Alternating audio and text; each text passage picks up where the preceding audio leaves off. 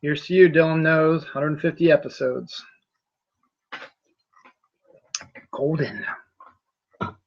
Yes, I know 150 isn't gold, but you know what? I like the taste of that. Anyway, hello and welcome to the longest running Snarkalec's YouTube show that also just happens to be the greatest YouTube show, the greatest show on YouTube, excuse me, as I should say. This is Dylan Knows, episode 150. Now, yeah, it's an arbitrary number, but you know what? It's one of those nice round numbers, like 100 or 250 or 500 or 1,000, one of those really cool numbers that people like to play around with. So why not 150 episodes, man? And nobody thought I would survive this long. Almost 3 years ago, I was asked by the head Snarkalec, Mr. Tony Solo, if I'd like to do a show. At that time, Snarkalec Radio was going strong with him and Kelly Toole and Mel and Mike. And they thought they wanted to extend the brand a little bit. So they offered, Tony suggested that I start a show. And Kelly already did a show called Nurture Support with Mel. And then Mike decided he wanted to leap in, and he started doing his fireside chats, but he sort of evolved that into something Cobbler. I always forget there. Squat Cobbler. They're the show he does with Kelly Toole now. And then, of course, Kelly keeps going. He helps Young Jeans with her Bring Out Your Geek, which is also under the Snarkalec banner. He also does the after show for Better Call Saul with Mel and Mike and special guests sometimes as well. And he's all over the place. He's more professional at it, but I have more episodes. He has more episodes if you combine all the shows he's been on.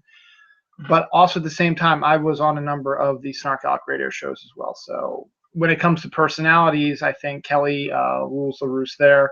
I am also on the Snooze on Thursday. So it's a whole bunch of Snarkalec banners. Now, what exactly are Snarkalecs? For those who don't know, haven't been watching the show, Snarkalecs are a group of people who met online. God, it's been, 6 years now? It's been a long time.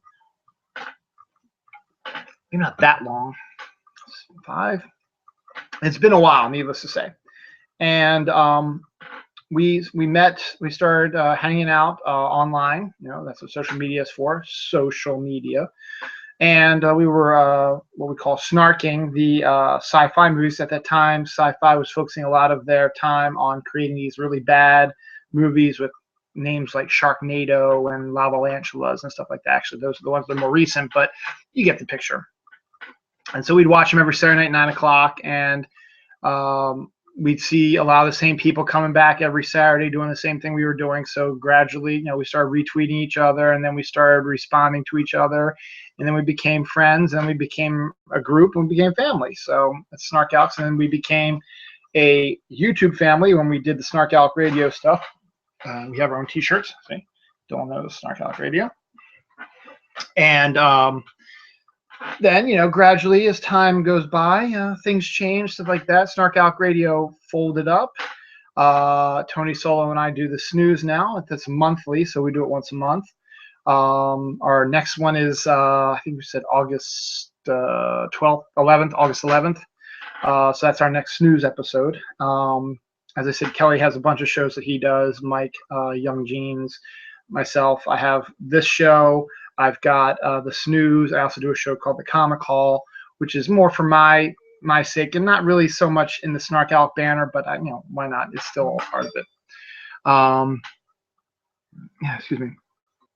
And so that's what our Snarkalecs are, and we make our presence known when we can. We've gone beyond snarking bad sci-fi movies. We do some scary social, which is what a lot of them are doing right now, which is on Chiller. Instead of watching my show. Thanks, guys. And then we do some regular TV shows that come on. And another big thing we do is we snark the opening ceremonies of the Olympics. So it's been at least 4 to 8 years. And it's been at least 4 years because the Olympics are every 2 years then. Because we've done a couple winter and summer ones as well. And then we also snark awards shows and The Walking Dead and stuff like that. So we still are a presence on social media, just not as much anymore because the movies just aren't there. This week notwithstanding, this week was Sharknado week. Tomorrow, Sharknado 4 comes out, and we'll be snarking that live, and then we'll be doing an after show, a reunion of Snarkalec Radio, as it were, with Tony and Kelly and Mike and hopefully Mel and Young Jeans and myself are all going to be there, and we're going to have a good time discussing Sharknado 4 as well as everything else Sharknado week. And we've done after shows all this week because Sci-Fi has released a bunch of movies starting last Sunday. Yesterday was a break. Today's a break. So it was Sunday, Monday, Tuesday, Wednesday, Thursday, Friday and Saturday are off, and then Sunday. And then next Saturday, 1 week from today, will be Tu Lava, Tu Lantula. So I've been doing my show. My show started off, Dylan Knows, started off on a Sunday, 12:30. Just because it was a different time frame, and I didn't want to interfere with, at the time, Snarkalec Radio's Thursday night or Saturday night if we did sci-fi movies. So I had to pick another time during the weekend. Sunday, I wasn't going to do Sunday night because of The Walking Dead, and also it's Sunday night, and the next day is a work day for a lot of people. So I do Sunday afternoon, and it's worked pretty good. But when I've had to balance co-hosts, they have their own things, and I have my own things to do. So sometimes we had to do Saturday night shows. Sometimes we had to do later on Sunday. Sometimes we had to do Fridays, stuff like that. So yeah, you make these changes like that. But I've done this for 150 episodes. This is actually episode 150. My 3-year is 6 episodes away. It'll be episode 156. That'll be sometime in mid-September. It's actually lining up perfectly to hit exactly on the 3-year mark. And it's interesting because I've taken breaks. I've gone on vacation and not done episodes, or we've had technical problems or whatever. How it balances out is that I've done multiple episodes during a week. Like I did one on Tuesday. I did a Dylan Knows episode 149 was on Tuesday when I did the after show for Ice Sharks, which was not one of the better Shark Week movies this week, but I chose that one because it's the only time I could do it, and I did the best I could with that. So that being said, this is Dylan Knows' 150th episode, and I am blessed that I've been able to do this for 150 episodes, and I'm continuing to hope I'll be able to do it for another 150, another 200, 300, whatever. I'm going to keep doing it as long as I feel like doing it. At this point, I don't care if I only get 1 viewer or if I get 100 viewers. I'd love to get 100 viewers. I've done it a couple times, believe it or not. But the majority of it, the majority of my views are anywhere between the 8 and 15 range. I luck out sometimes getting the 20s and 30s, sometimes even up in the 50s, sometimes, and the occasional 100 here and there. But I'm not nowhere anywhere near as a lot of these other YouTubers. Though I am the best show on YouTube. Just have to say, I'll drink to that, all right? But you know what? I do this because I want to do it. And I got stuff to say, and this is the best way for me to say it. So a couple of announcements. I am presently in Baltimore, actually technically Reisterstown, which is a suburb of Baltimore. We are right now experiencing major downpours here in the Baltimore, Washington area. Heavy rain, flood watches in effect, thunder and lightning, though I haven't heard of much thunder lately. It was a lot earlier. We had a bunch, but now it's just a lot of rain. It isn't as heavy as it was. We were coming back from dinner today, but it's still out there. And it's still coming down pretty good, and it looks like there's no end in sight. One of our fellow Snarkalecs, pink-haired floozy, Mandy, who I've had on the show before, she lives in Ellicott City, which is another suburb of Baltimore. She lost her power. So there's a possibility that while I'm doing this show, I may lose my power. If I do, oh well, it's a sign, I don't know what I'll do, if I'll have to restart it once the power comes back on, or if I'll do it again tomorrow or something. I don't know, but hopefully we had a little bit of flickering earlier, but so far nothing. And to be honest, I can't hear any rain down here, but this house is pretty well soundproofed. I also want to warn you, if you hear some weird noises in the background, my sump pump is right over there. So it hasn't gone off yet, but I'm not surprised, actually. It usually doesn't go off until we get near the end of the storm, because we haven't had a lot of rain in the area this summer. So this rain is actually very comforting for the ground. It's coming down hard, but not hard enough that it hits the hard ground and bounces off and runs off. No, it's actually getting in and it's soaking into the ground. Plus, my backyard is sort of a hilly area, so the water will hit and it'll slide down. So it actually goes away from the house. But every once in a while, you might hear a rumble of the sump pump coming on. I'll let you know if it comes on, if you hear it. But as I said, I haven't heard it today yet. I'm not worried about it not working because it usually doesn't work until much later after the storm has gone by. Basically, I guess with the water that's standing, maybe they just want to say, okay, let's get it out of here, pump it out of here. So what is my show about? Well, basically, it's a weekly show, so I do it every week, and I tend to do different genres and themes. The first weekend of the month is usually my comic show with my co-host MJ Khan. We talk about comic books, comic book movies, stuff like that. My second week show is my list show with Jerry Fletcher. We take a topic, top 10, like this last top 10 episode was top 10 films with number titles, excluding sequels, like Seven, Three Men and the Baby, stuff like that. Talked about that. And then I used to do a show with the lovely Larissa where we talk paranormal stuff. But to be honest, we're starting to repeat ourselves a lot, and there really isn't that much new in the paranormal field right now that we can discuss, that we really want to discuss. So we parted amicably, and hopefully I'll have her back on the show someday too. And then usually the last of the month is my show with Bronwyn, who's in Canada. I haven't done a show with her in probably about 6 months due to a bunch of different reasons. One, timing, holidays. She has a long-distance relationship with a great guy named Steve, who lives in New York, and when he's up, she doesn't want to spend any time on my stupid little show, which is fine. I understand completely. It'd be the same if she had a show and I had a long-distance relationship with someone and they were visiting. I wouldn't want to spend my time on a particular show, and she has her own life and stuff like that. So I am hopefully going to try to get Bronwyn back on here soon. We just need to figure out what topics are, and trying to figure out a topic that she might be interested in doing, and try to consistently go back to a monthly schedule. So we'll see. But so the last 2 weeks of the month have been just me doing solo stuff. And I'm okay with doing that because it's a lot easier because I'm on my own schedule. Then I can do this whenever I want to, like 9:30 on a Saturday night. I was aiming for 9 o'clock, but we went to dinner and dinner ran late, and then we wanted to go watch Ghostbusters, not the female one, but the 1984 one, and the whole family watched that because my daughter's been away for a week at sleepaway camp, and so we want to spend some time together as a family. And then they had bedtime, and I wanted to spend some time with her, so I start at 9:30. So that's why I'm starting at 9:30. So what am I doing today? Well, I did put out a tweet if anyone had any topics that we discussed, but no one really responded, which doesn't surprise me. It's a little bit disappointing because I was hoping more people would try to interact with me, and right now I have 0 viewers, so I'm doing this live and nobody's watching. So it's hard, and it does make me feel a little bad about not doing this, but you know what, I'm not doing this for the viewers. Do I wish I had millions of views, thousands of views? I would love to have thousands and millions of views and be a YouTuber celebrity, as my daughter keeps asking, are you a YouTuber, Dad? Technically, yes, I am, because I've been on for 150 episodes. So, anybody can do a show if they wanted to, but you know what? I'm doing my show, and I'm going to keep doing it until I'm sick of it. So I've got some topics I'm going to go over today, just a lot of jibber jabber and stuff like that. Nothing really exciting.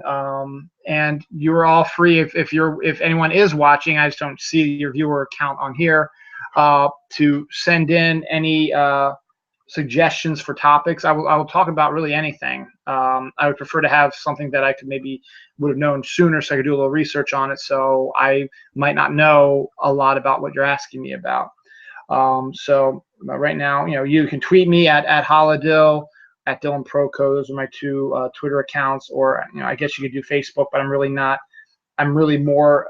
Dylan knows is more Twitter oriented than it is Facebook. So, it's that. Or if you're watching via the Google Plus app or whatever, you can use the Q&A on the show. So, enough of my whining and bitching. So, what do we got today? Well, let's talk about a few things first. Let's talk about the number 150.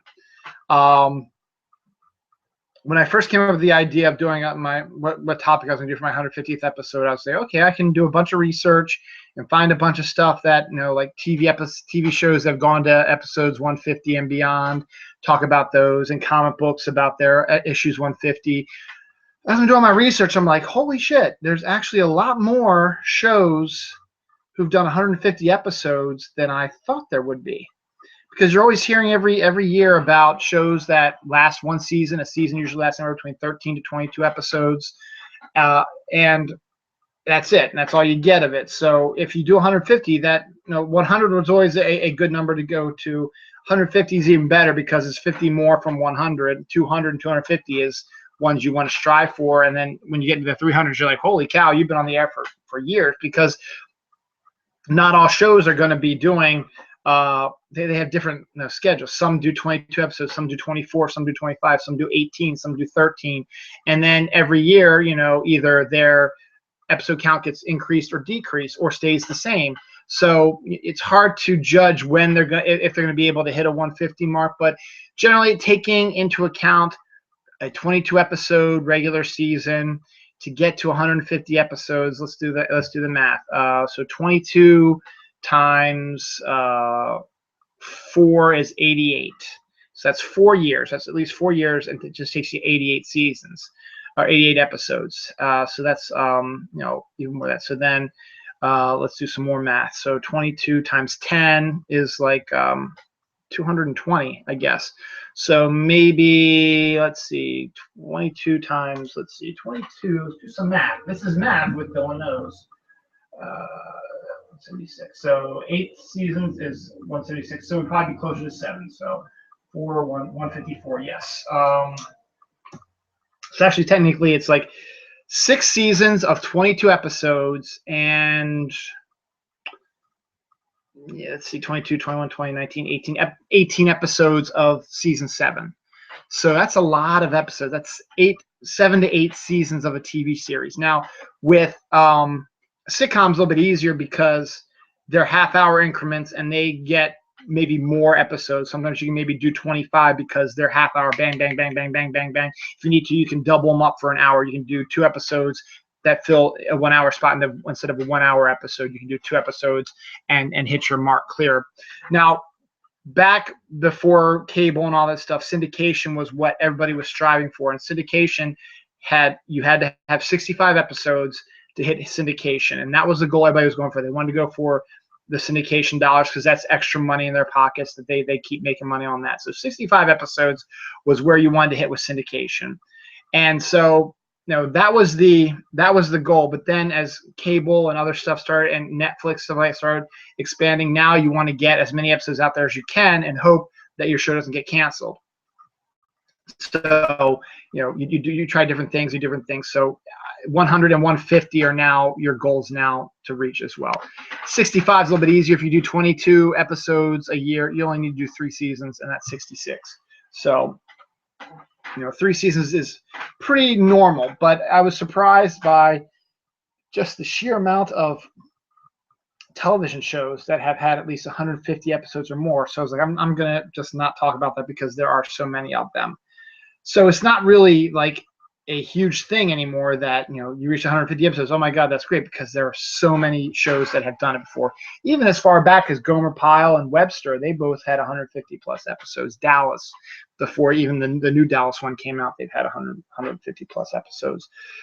So I was said, okay, so that got wrong about that. And then with comic books, once again, even with all of the changes to comics they've been doing where they restart with #1, stuff like that, for the longest time comics kept going till I guess somewhere around the mid to late 90s is when things started to say, well, actually it's probably close to the early 90s where the speculators came in and they wanted #1s, or they wanted special covers, or they wanted like trading cards put into polybag with the comic issues, and they would that's like a amazing thing, so we'll buy that, buy a lot of those, we'll put it in storage, and then give it 10, 20 years, we'll be able to send my kids through college. No, that's not how comic book making money on comic books works. You can't really make money on comic books because nowadays comic books are so common and the print runs are so huge that what makes a comic valuable is not really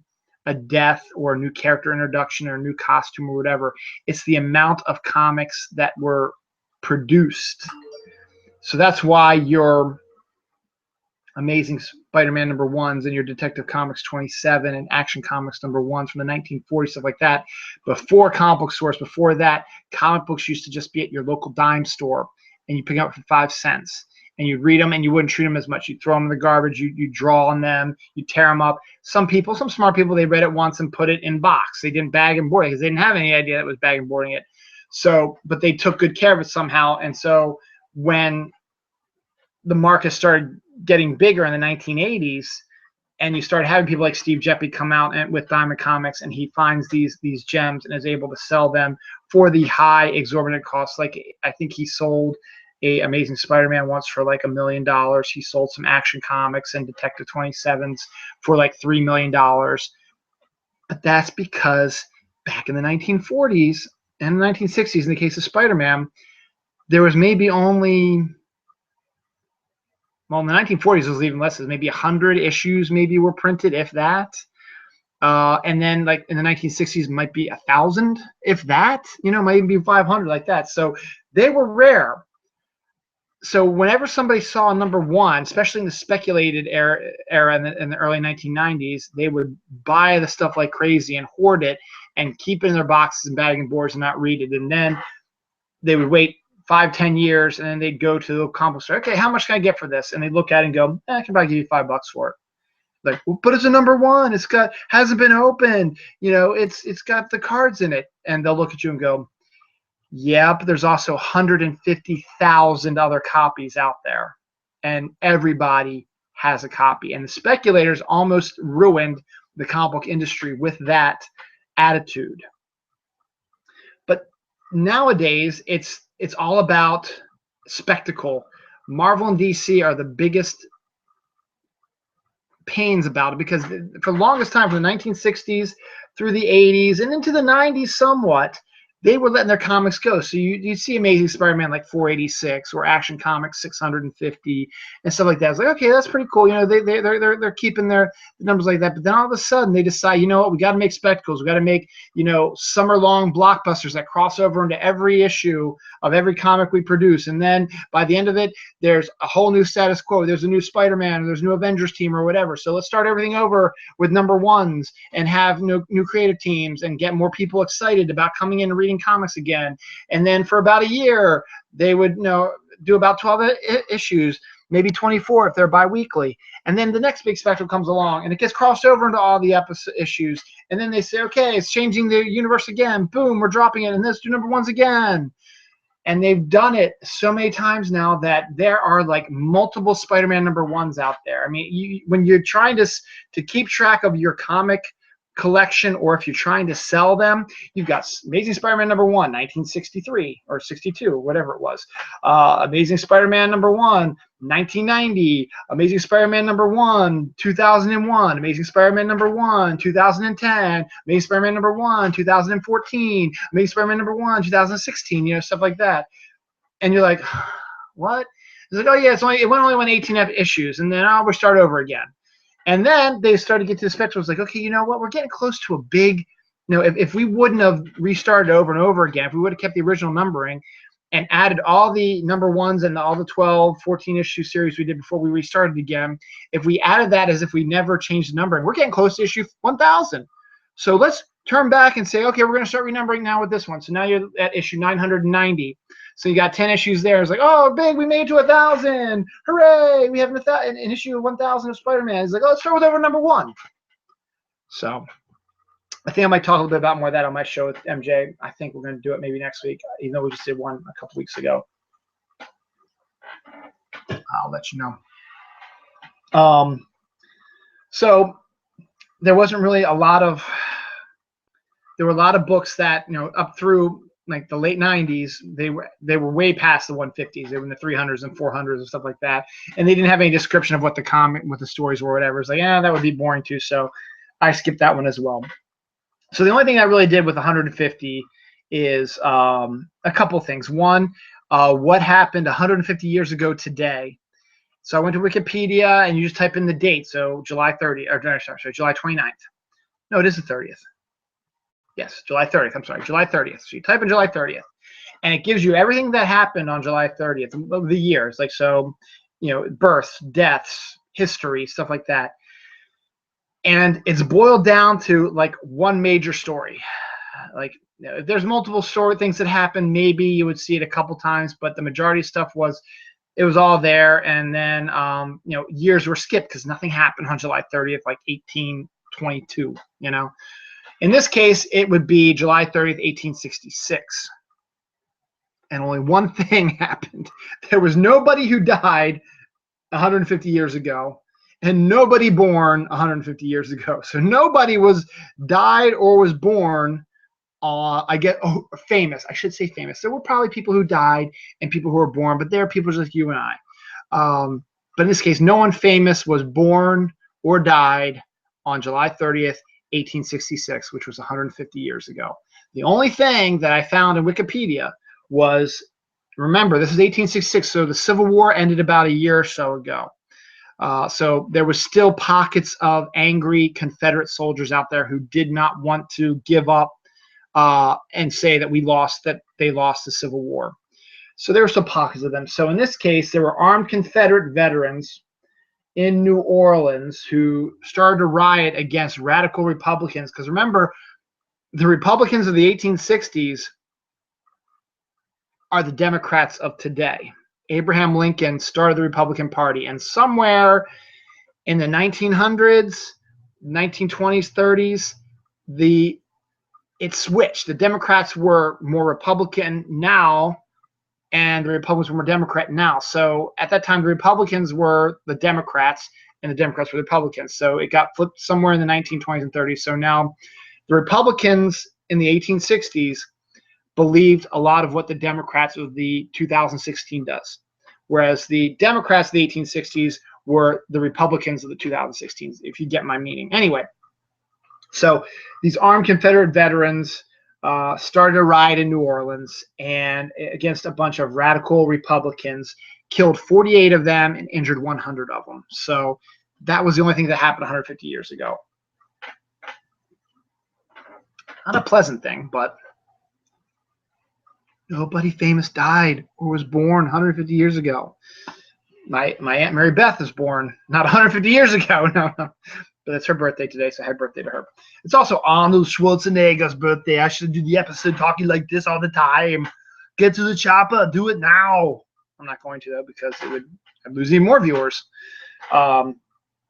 So then I said, okay, there's that. So now what am I going to do? So I started thinking of some other topics. So I came up with a bunch of other topics. But there's one other thing I want to do about the 150. So this year's a leap year. 2016 is a leap year. So that means there's an extra day in the year.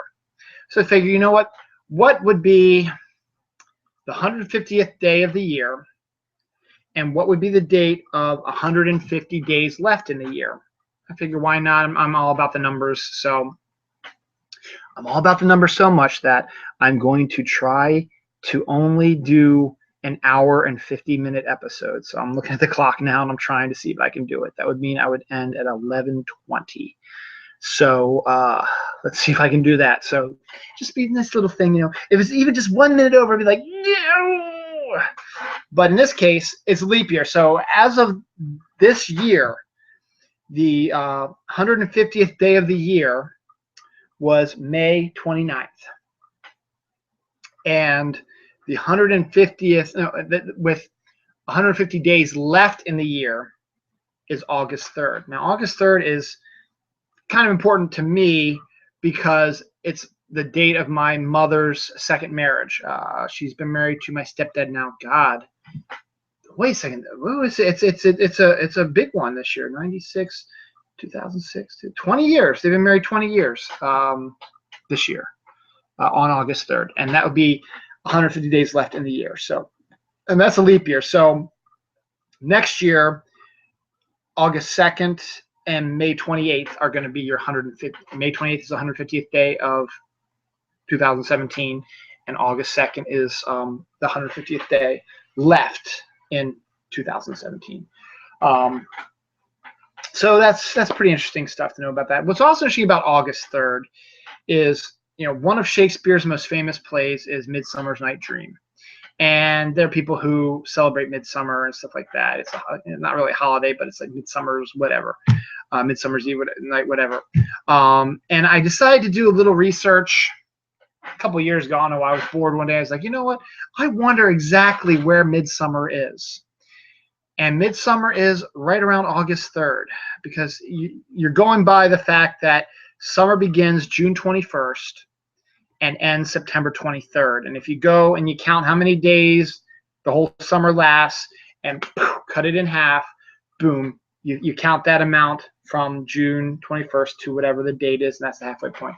The halfway point with fall starting September 23rd is around the August 3rd, 4th, 5th range. So we're still not even halfway through summer yet.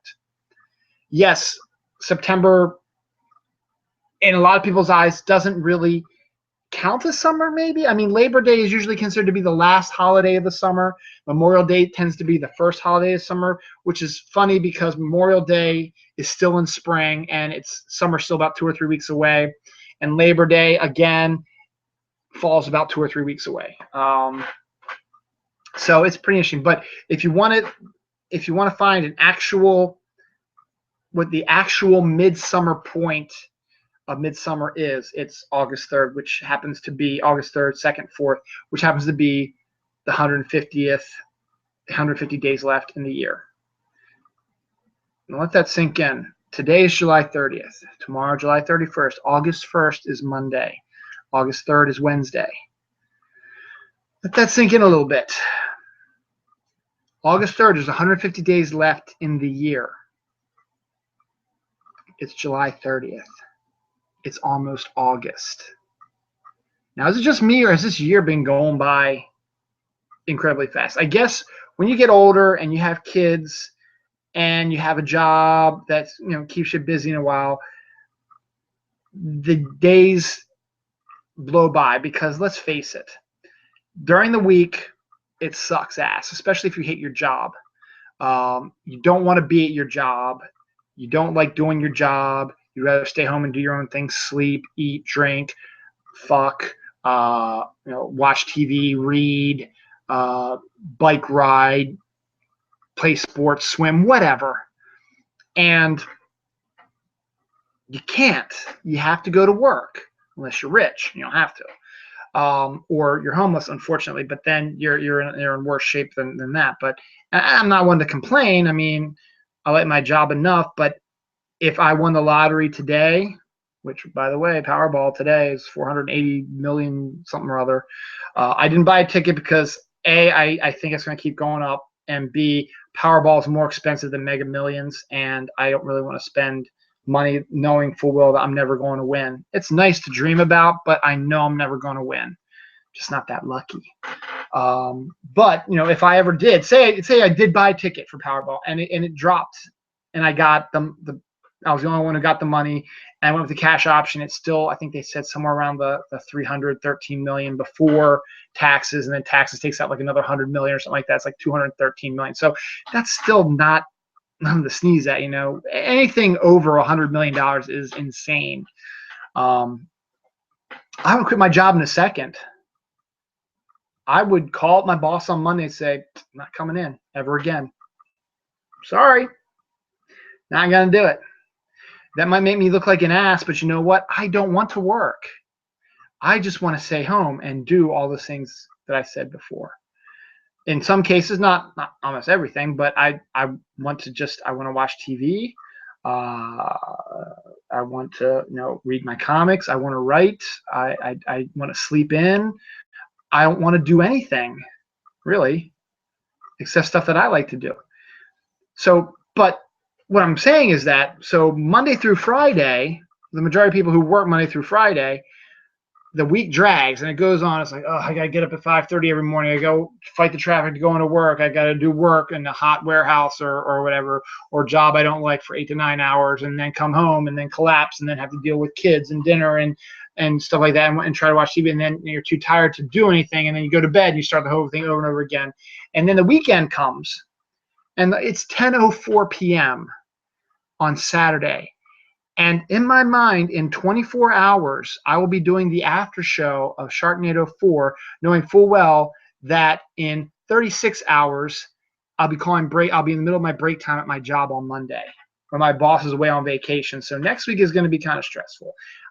The weekend goes by so incredibly fast, and I've realized that too. When I've taken days off, vacation days, the day zooms by because I'm doing stuff I like to do, I want to do, and the day zooms by. But then you go to work and you're full of stress and worry and dealing with stuff and doing things, and it goes forever and ever, and just seems to go on and on. It needs to be reversed. During the week, the week needs to go like that, and then the weekend needs to go really slow. So where was I going with that? I really don't know. So that's, but this year has been going by extraordinarily fast. It's been not a really great year, to be honest. This election, I'm not even going to talk about it because I'm sick of it. I'm tired of it. I'm done with it. It's been just a disaster. All the death, all the murder, all the backbiting. Hell, I saw some of these stupid ass Tea Party people claiming, oh, there's UN trucks everywhere. They're going to martial law, and Obama wants a third term. You guys are paranoid bastard motherfucker bitches. Obama doesn't want a third term. He's done.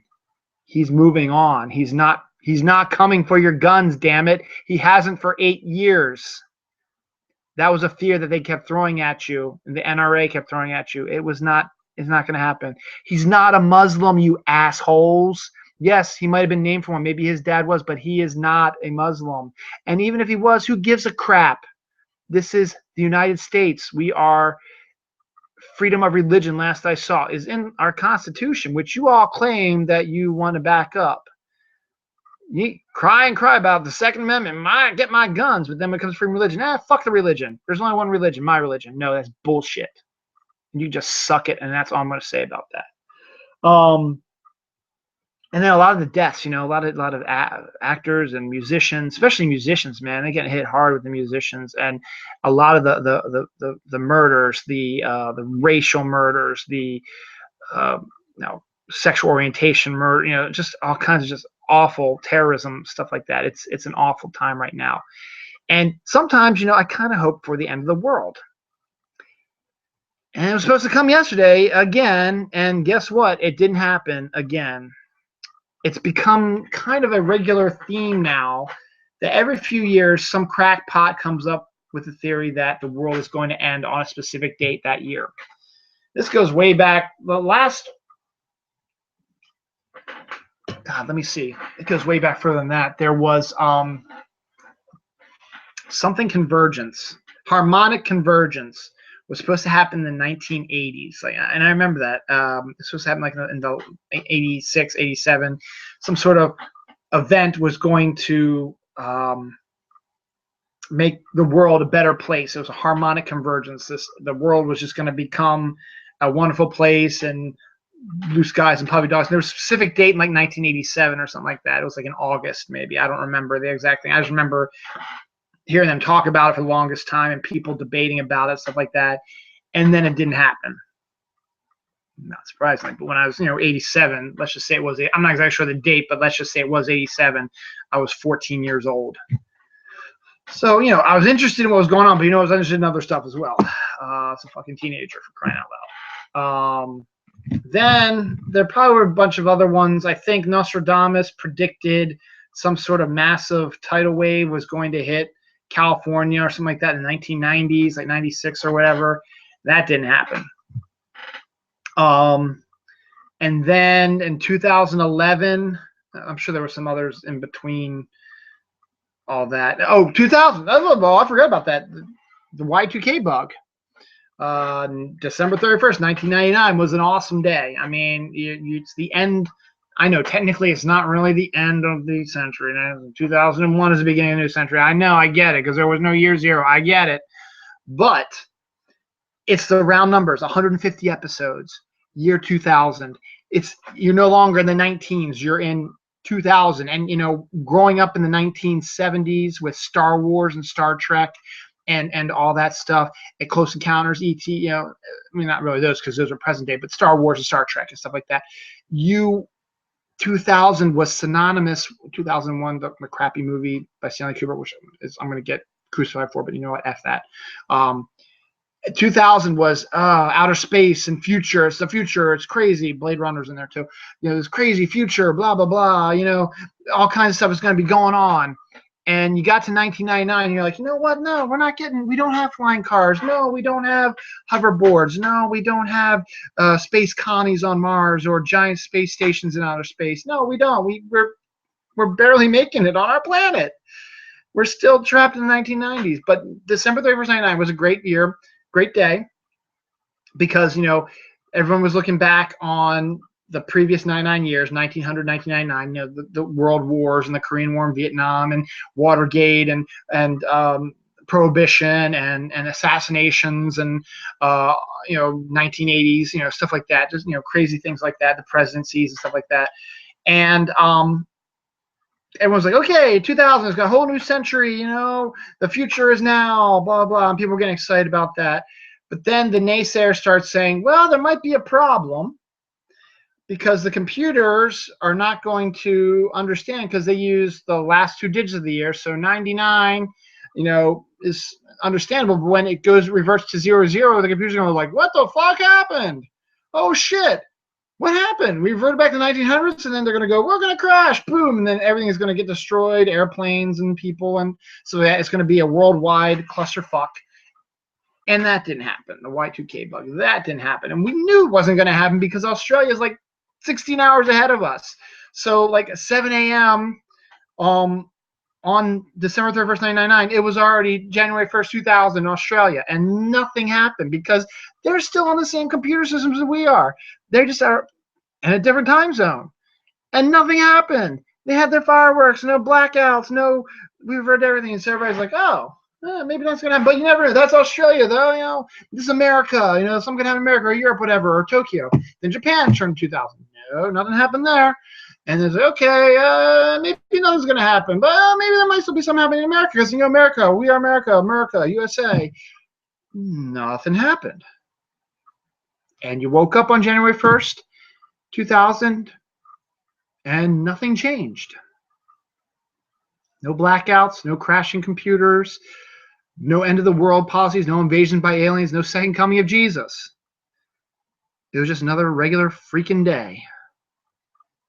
Let me tell you about my January 1st, 2000. And let me tell you about my wife's also. This is before I met my wife. 2000 was when I met my wife. So 2000 was a turning point for me. It wasn't until September, but it was a turning point for me. But my aunt and uncle live in Ocean City, New Jersey. And they had 2 children. My cousin Amanda, who is literally about 2 weeks younger than I am. So I'm older than her by 2 weeks. Yeah, and she calls me old guy, old man. And my cousin Ben, who's in the Navy, he's about 3 or 4 years younger than I am. So in 1999, December 31st, 1999, my cousin Amanda was in her first marriage. And so she wasn't living at home. My cousin Ben was doing stuff in, I guess it was San Diego at that time for the Navy, because he's a member of the Navy.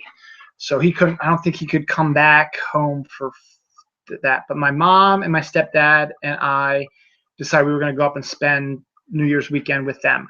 Yeah, why not? We had nothing else going on. I hadn't seen my aunt in a while. I had just gotten my car back because I got my first car ever I got in September of 1999. Then I got into a car accident in, I guess, early November of 1999 and didn't have it for a whole month basically while it was getting repaired. And then I got it back in December, and so I was able to drive. I drove myself up to New Jersey. That in itself was one of the weirdest things ever. My mom and stepdad, I think they left before I did.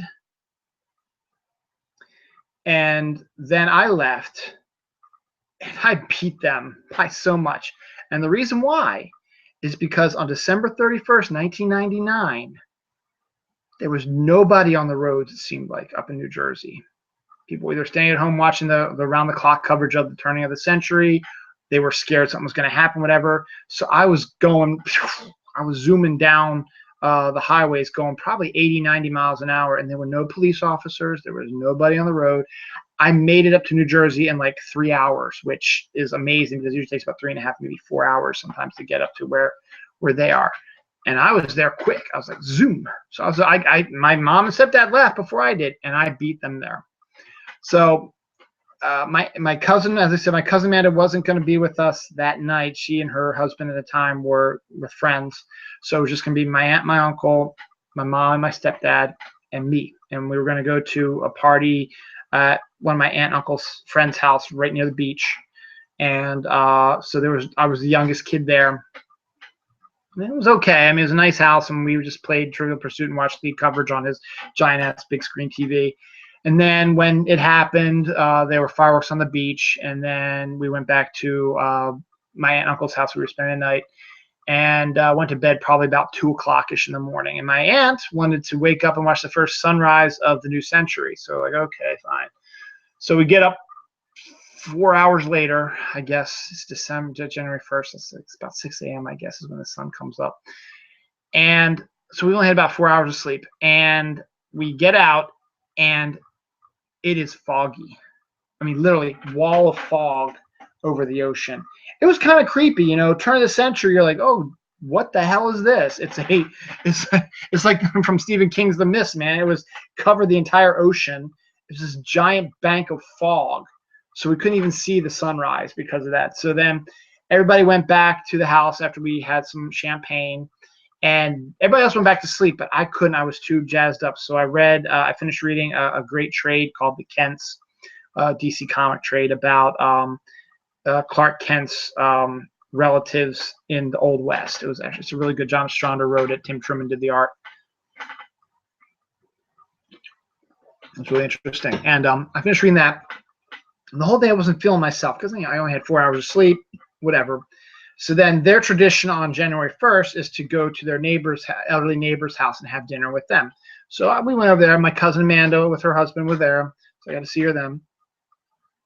And the little was just across this. They have a little alleyway. It was across the alley, out their back door, across the alley into the back door of their friend's house. That's how close it was. So after we ate, I wasn't feeling too well, and I ended up throwing up. And I threw up the rest of the night.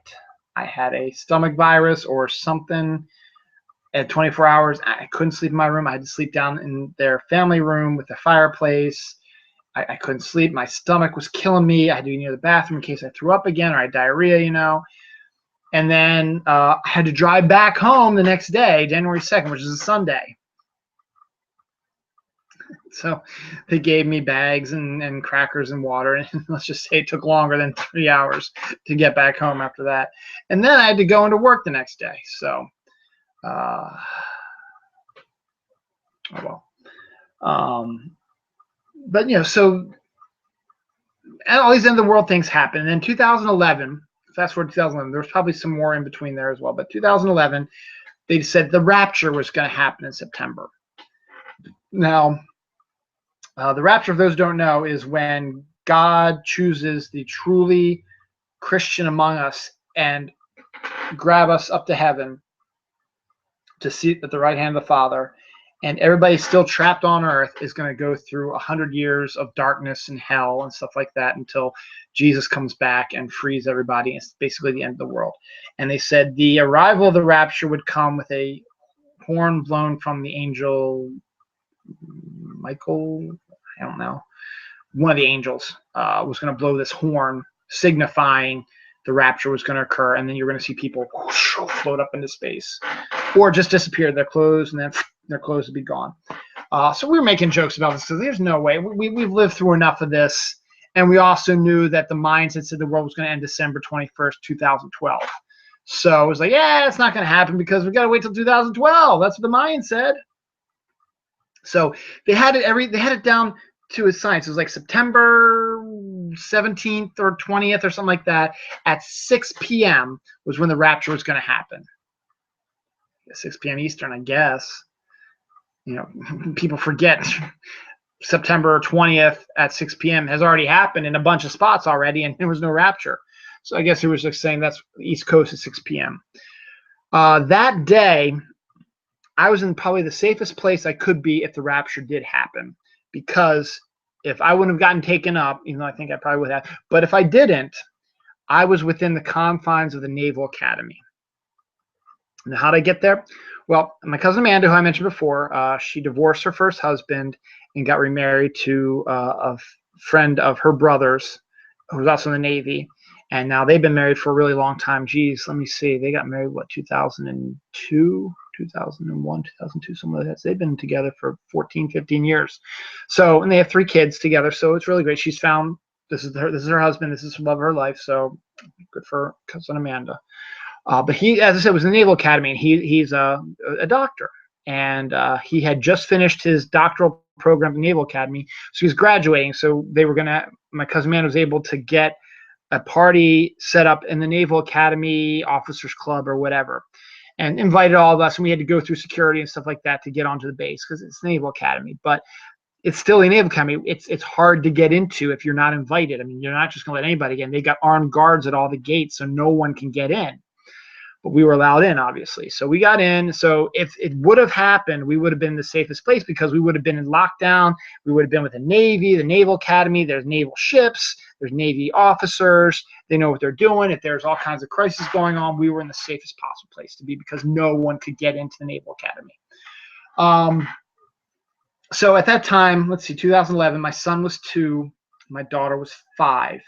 And obviously they were bored of what was going on at the event. And my other nephews from my sister's kids, they were a little bit older than that, but they were still in their, let's see, in their teens. Yeah, 5 years ago.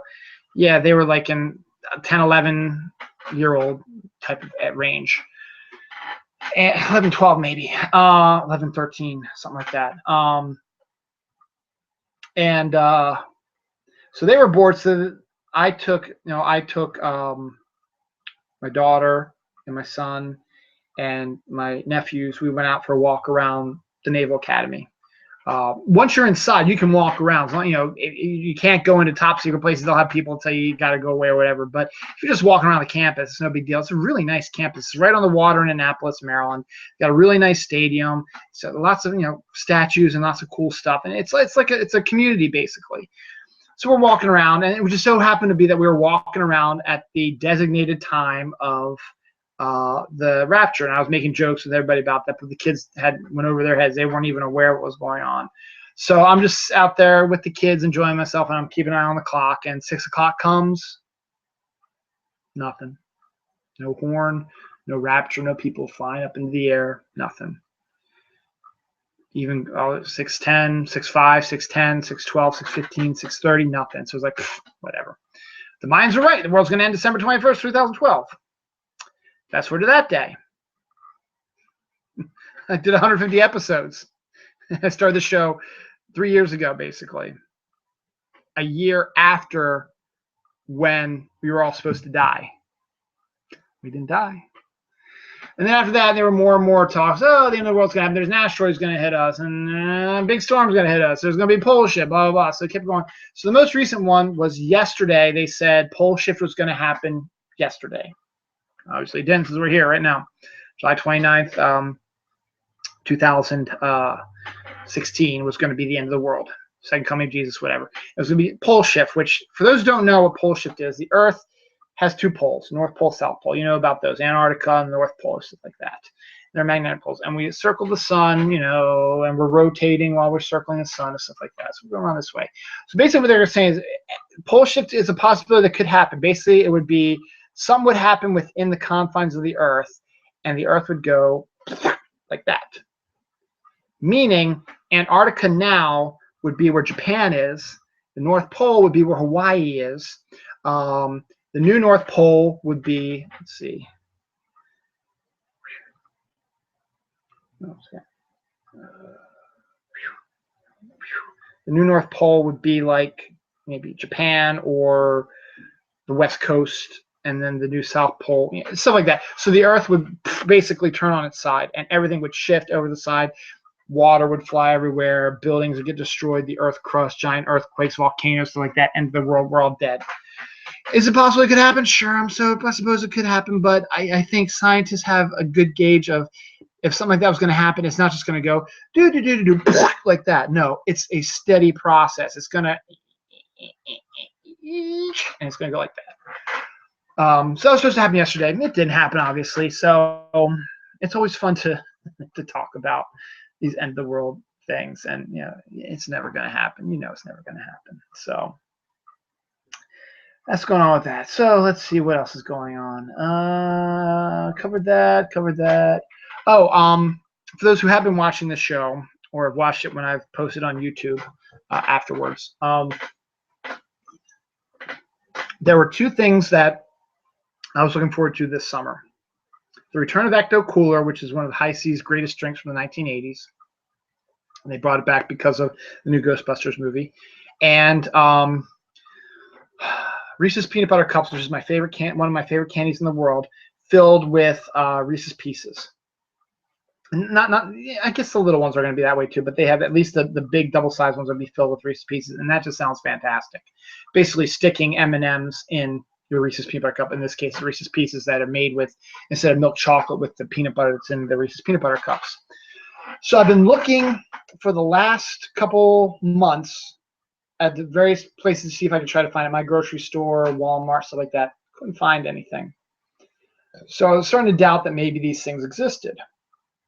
And then something happened today, actually yesterday, to be honest, which changed my mind about everything. My wife comes back from picking up my daughter. She's got a bag of groceries in her hand from the Giant. The plastic bags are kind of clear, so they're white, but you can still see some of the stuff in there. And she had found Ecto Cooler at the Giant. The local Giant right down the street from us had Ecto Cooler. I was like, awesome. So I tried one. Not quite as fantastic as I guess I remembered it. In the 1980s, I was still a young guy, whatever, but still pretty much like I remembered it. And my son had some and he liked it as well. So I had my Ecto Cooler. And then right before I did the show, I was looking through Facebook and Twitter and all that stuff, and someone posted a picture, local, of the Reese's Peanut Butter Cups with the Reese's Pieces inside. And someone asked where she got it from, and Sheetz, which is like a gas station thing, that there's no Sheetz around here. But it got me thinking maybe I could check Wawa or Royal Farm Store, because they usually have some of that new stuff as well. So maybe I'll go do that tomorrow and see if they're there. If they are, I'm going to buy that shit. I'm going to eat it. So now, High C, you brought Ecto Cooler back. I know it's just probably for the summer and for Ghostbusters. But the next thing you need to bring out, especially for Halloween, upcoming Halloween, Halloween's coming in a couple months, bring back Candy Apple Cooler, which I think I liked more than I did Ecto Cooler. I used to drink Ecto Cooler like it was water. But when Candy Apple Cooler came out, that became my new favorite. And I haven't had that in a while either. And I would love you guys to bring that back out. I'd like you to bring that back out. And then Pepsi Cola, you need to bring back your Pepsi with lemon again. That was fantastic. They brought that out a couple years ago, just during football season and in the fall. It was Pepsi with lemon flavoring in it. So basically it was like lemon flavored Pepsi. And it was so good. And I was looking back through some old pictures, and I happened to see a can from my daughter's second birthday. So that would make it 2008 was maybe when it last came out. So that's been 8 years since it's been out. And it was only for that time period. And I would buy it every time I go to the grocery store. I'd buy a 12-pack all the time. So I had like 3 or 4 12-packs. I went through it because I loved the Pepsi with lemon. I'd like to see that back in the fall as well, in time for football. So September, bring that back in September. Candy Apple Cooler by High C coming out in October. And then right around Thanksgiving, you can bring out Pepsi Spice, which was another soda I remember from a few years ago. It wasn't 2008. It was 2009 or 10 or something like that, which wasn't as good as Pepsi Lemon, but it was different. And it was Pepsi with like a holiday spice flavor to it. And just think if you did that now with the whole pumpkin spice thing going on, it would sell like gangbusters. And I just like to try it again. As I said, it wasn't a great one, but it was fun to try. And you know what? They might, because they brought back Crystal Pepsi this year. A lot of people hate Crystal Pepsi. I actually like Crystal Pepsi. And now I got to find that shit. So, yeah, we'll see. Let's see. So let's check off what I've done so far. Check, check, check, check, check, check, check, check, check, check. Ooh, ooh, I can talk about that. I can talk about that. Maybe that and that, that and that and that. I did this. Check. Speaking of grocery stores, this is more of just a local bitching I'm going to do a little bit.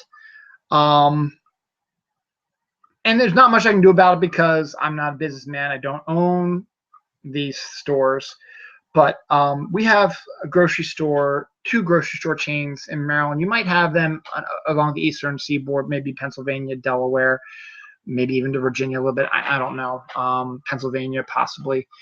But we have 2 chains. One is called Mars, and one is called Food Lion. Food Lion is really close to where I live right now. I could walk there in like 5 minutes, drive there in like a minute. And their prices are a lot lower than your Giants and your Shoppers and stuff like that. It's really, really low. They might not have as good of a selection of stuff, but there's some good shit there, you know.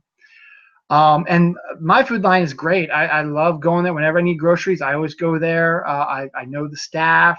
They may or may not know me, but you know, they're very friendly. They tend to be really friendly.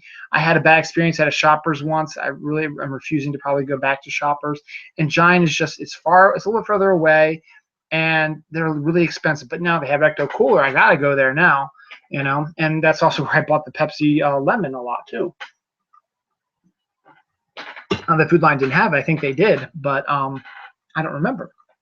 I just remember getting it at the Giant a lot too.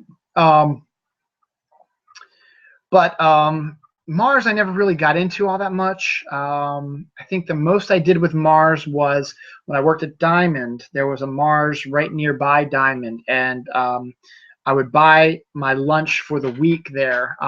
This was when I was buying the processed frozen food stuff for my lunches.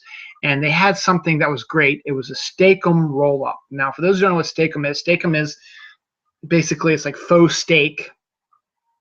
It's very greasy.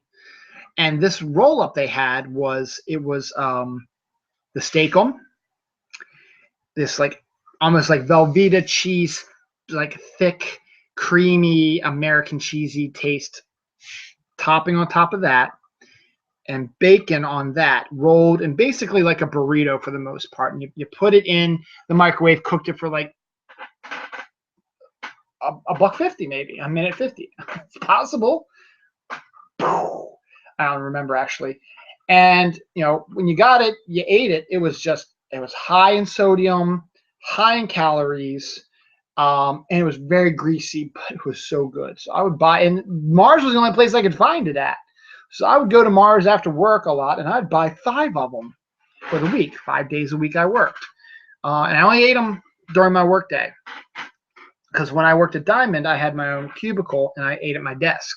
So we had a microwave there. I'd pop it in the microwave, grab it, put it at my desk, gobble it down, and eat it all up. So it was all good. But Mars, unfortunately, is closing their doors. Some of them closed today. All of them are going to close tomorrow. There's one right down the street from us. As I said, I never really went to Mars, but still the fact that we're losing a grocery store that a lot of people in the neighborhood did go to. And they had pretty good pricing as well, along the lines of similar to Food Lion-esque, but they had smaller stores, so they didn't have as much of a selection. But the one thing you could do at Mars is you could buy the Easy Pass, which is the toll collector that you put in your car, and you go through the tolls and you don't have to stop. It'll just automatically take it out of your Easy Pass account. Put like $25 in there and it'll take it out. And then you set it so that if you get to like say $5, it'll automatically take $20 out of your checking account and plop it back in there so you have $25 again. It works out pretty good. And it's well worth it basically, especially if you do a lot of driving through tolls. I don't. But still on the way to certain people's houses and stuff like that, and you have to go through some tolls. But Mars is gone as of tomorrow, which is a shame. I don't know if it's actually tonight's the last night or if they're going to have one more day and then close their doors at the end of the day tomorrow. I'm not exactly sure how that's working out. And then the other rumor that's been going around, this is going around for a while, so it's one of these where I'll believe it when I see it. Food Line got sold also, and the Food Line is going to be going away as well. Now, Weis Markets, W-E-I-S, which was, from what I recall, we really didn't have any in Maryland. It was more of a Pennsylvania grocery store chain. And when I went to school in Pennsylvania, there was a Weis Markets nearby. I didn't really go to them because we also had a Giant that I'd like to go to a little bit more. Yes, it's more expensive, but they had a bigger selection. And Weis I would go to every once in a while, but it was mostly Giant because it was on the same side of the street I was on, and I didn't have to cross the street to go over there. Yeah, I know it sounds lame, but you know what? That's the way it is. But apparently Weis is buying both the Mars properties and the Food Line. Now, the Food Line one I'm not 100% certain of. Mars, I am 100% certain of. It's gone. Mars is gone as of tomorrow. Either tomorrow's the last day or it's done. And so the rumor is that Weis has bought the Mars chain, and they're going to add their Weis Markets to the area. We don't have one presently in Reisterstown. So, you know, more power to them. That's fantastic. Good for them. I didn't like it, you know, at Mars's, you know, expense, but still, you know, it's going to happen. I think I had a friend from college who said the Weis brand soda is actually one of the best soda brands she's ever had. So maybe I'll have to try that then too and see if I agree with that. But now the story gets a little cloudy, a little murky, because now with this Food Line thing, supposedly Food Line was also bought by Weis. So the rumor is that the Food Line, that's, as I said, a minute from my house via car, is going to become a Weis Markets. They didn't say when. They didn't really have a firm date, and it seems that it's starting to pick up steam a little bit. But again, to me, it just sounds like it's the first I heard of it. I haven't seen any changes. Like I haven't seen any decrease in products or their shelves getting reduced or whatever, or crazy sales like Mars had. Mars had going out of business sales, so they were going absolutely insane with their sales. And the rumor is that Weis is not going to go into the Mars spot. They're going to try to get something else in that spot, and that it's going to go to the Food Line spot. But I don't know, because the Mars market is smaller. The size of the building is smaller, and it's in a strip mall, whereas the Food Line is in its own basic building. It's the chain of a small little strip. So we'll see about that. But it's kind of sad to see, you know, when a business gets overtaken like that. I mean, it's a fact of life. It happens, you know. But que sera, sera, what can you do? So welcome, Weis. I hope you're not really going to my Food Line spot. Take over the Mars one. I might stop by and check you guys out occasionally. But if you do take over Food Line, just keep the people who work there and get us. And if you do, get us some different stuff. You know, you get some Ecto Cooler, or Candy Apple Cooler, or Pepsi Lemon, or Pepsi Spice, or Crystal Pepsi. Come on, man, you can do it. Not the steak and roll up, so that's bad for the blood. Excuse me. All right, let's see what else we got. Oh, okay. I've done this. Boom. Done this. Boom. I have a lot more to talk about. So let's see. What should we do next? Okay. Let's talk. Tomorrow is also another big day in the world of Harry Potter. Now, in my 150 episodes, I've done 4 episodes. I was hoping I was going to be able to do more, but again, it's all dependent upon my co-host. Just focusing on Harry Potter, because my daughter read Harry Potter, the Harry Potter series, starting last fall, and she finished it early this year. She's read the whole series, and she's seen all the movies. And I reread it before she started reading it, just because I was bored and I wanted to read something. I wanted to reread it. It had been a while since I read it. So I was like, you know what, I kind of want to talk about it. So I was able to find a really cool person by the name of Karen, who was on the late lamented Comic Hangout, which I also have more episodes than them. And she was a huge Harry Potter fan, so I asked her, you know, you want to come on and do a Harry Potter show? We'll cover all the books, we'll discuss them, and then when Fantastic Beasts come out, we'll talk about that as well, because that's coming out in November. And then J.K. Rowling revealed that she's doing a stage play, a new series called Harry Potter and the Cursed Child, which is a whole new story, Harry Potter story, set in with a grown-up Harry Potter and focusing on his son Albus and Albus's adventures in Hogwarts and living up to the legend that is his father. So it was going to be a play that was only going to be available in England for the time being. I'm sure eventually it'll be brought overseas. It'll do some runs on Broadway, and then it'll probably do some traveling around. Wouldn't it be cool if they were able to get all the actors to come over and do it on Broadway? Daniel and Emma and Rupert. That would be great to see them, because their characters really aren't the main characters. I haven't read the book, the script book, or seen it, because I think tonight, it's now tomorrow in England, but tonight, the 30th of July, was the first actual performance before a live audience. That was, the first of its run was today, because Harry Potter's birthday is tomorrow, along with J.K. Rowling's. That's why she made it his birthday. Today is Neville Longbottom's birthday, and hooray for Neville, because I love Neville. He's my favorite. But I digress. So they had been doing previews and working stuff out, and people saw previews and they did reviews of it, and I read the reviews because I'm a spoiler freak. And basically what it seems to be a answering to a frequently asked question. I'm not gonna surprise you because of what I'm getting ready to talk about. But it's something that a lot of people have brought up after the series happens. Like, why didn't they do this, or why didn't they do that? Well, this is her saying this is why they didn't do that.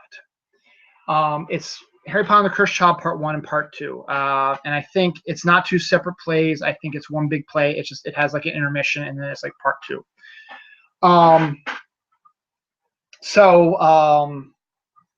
It being a new Harry Potter thing, it's going to be, new actors who were cast to play the roles of Harry Potter and Hermione and Ron. And they're really the only, I think, and Draco's another one, are only the characters from the old series that are going to be in this one. I could be wrong, because as I said, I just read some of the reviews and they really didn't talk much about everything else. There might be a few other characters popping in from the other series, but right now the main focus on that. And the biggest controversy about that was they cast a black woman as grown-up Hermione. And a lot of people were pissed off about that, because they always have this vision of Emma Watson being Hermione. And so J.K. Rowling said she applauds the casting, and that her description never said she was black or white. However, and I'm fine. You know what? It's acting, and it's a role. And when you're acting, you can change races in the characters, and it's not going to be a big difference. It's just because Harry Potter is so well known from the movies and from the books that people have a specific vision of it as Emma Watson. And even in the books, the drawings of Hermione always had her be a Caucasian. But J.K. sort of said, well, I didn't really say she was white, but yeah, you kind of did, because the pictures are of a white Hermione. So, of course, kind of the racist type of people were like, oh, we don't need a black Hermione. She's supposed to be white. This is stupid casting. Didn't care if the actress is a fantastic actress, which I've heard she really is, one of the better British actresses out there. And as I said, I don't give a rat's ass. I've been in theater before. I've done plays where they've changed genders and they've changed races to fit the story, to make it a different take on it. Because if you see the same show over and over and over again, it gets boring. Yes, there's different people, but you want to mix it up every once in a while. That's why Shakespeare's so great. You can set basically almost any Shakespeare play in any time frame and just make slight changes here and there. Like a good example of race changing, there's one of Shakespeare's play, Othello, is one of the only ones where one of the main characters is a black man. And the basic premise of Othello is there's a heroic black guy who everybody loves, soldier, stuff like that.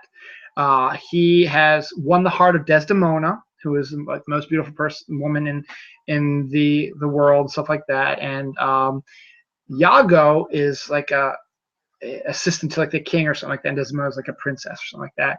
And he's jealous of Othello, so he starts spreading rumors about Othello cheating on her and killing people and stuff like that. And it turns into this whole big, because he's black, people are going to start automatically assuming that Iago is correct, because Iago is a trusted advisor of the king or whatever.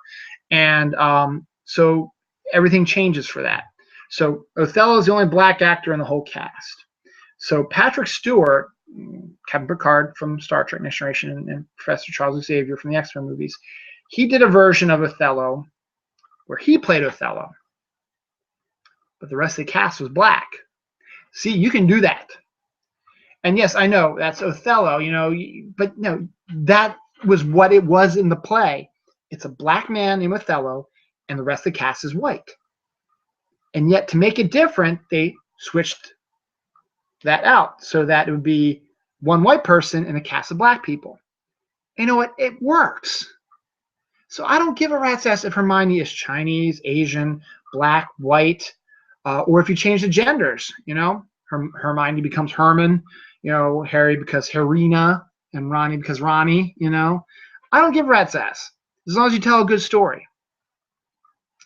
And you know what? That's just what this cast is doing in this version of it. When it comes to America, they might make Hermione white again. Maybe they make Ron black. Maybe they make Harry black. You don't know. Obviously, you're hamstrung by what it says in the books. But again, look at Othello. Othello is the only black person in Shakespeare's Othello.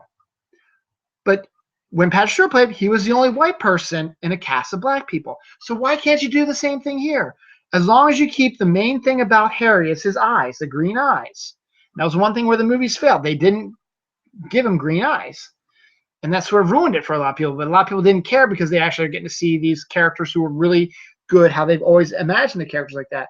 And besides, this is them growing up. They're not kids anymore. They've been doing their jobs for the Ministry of Magic or whatever for years now. They're parents now. They have their kids. Their kids are going to Hogwarts now.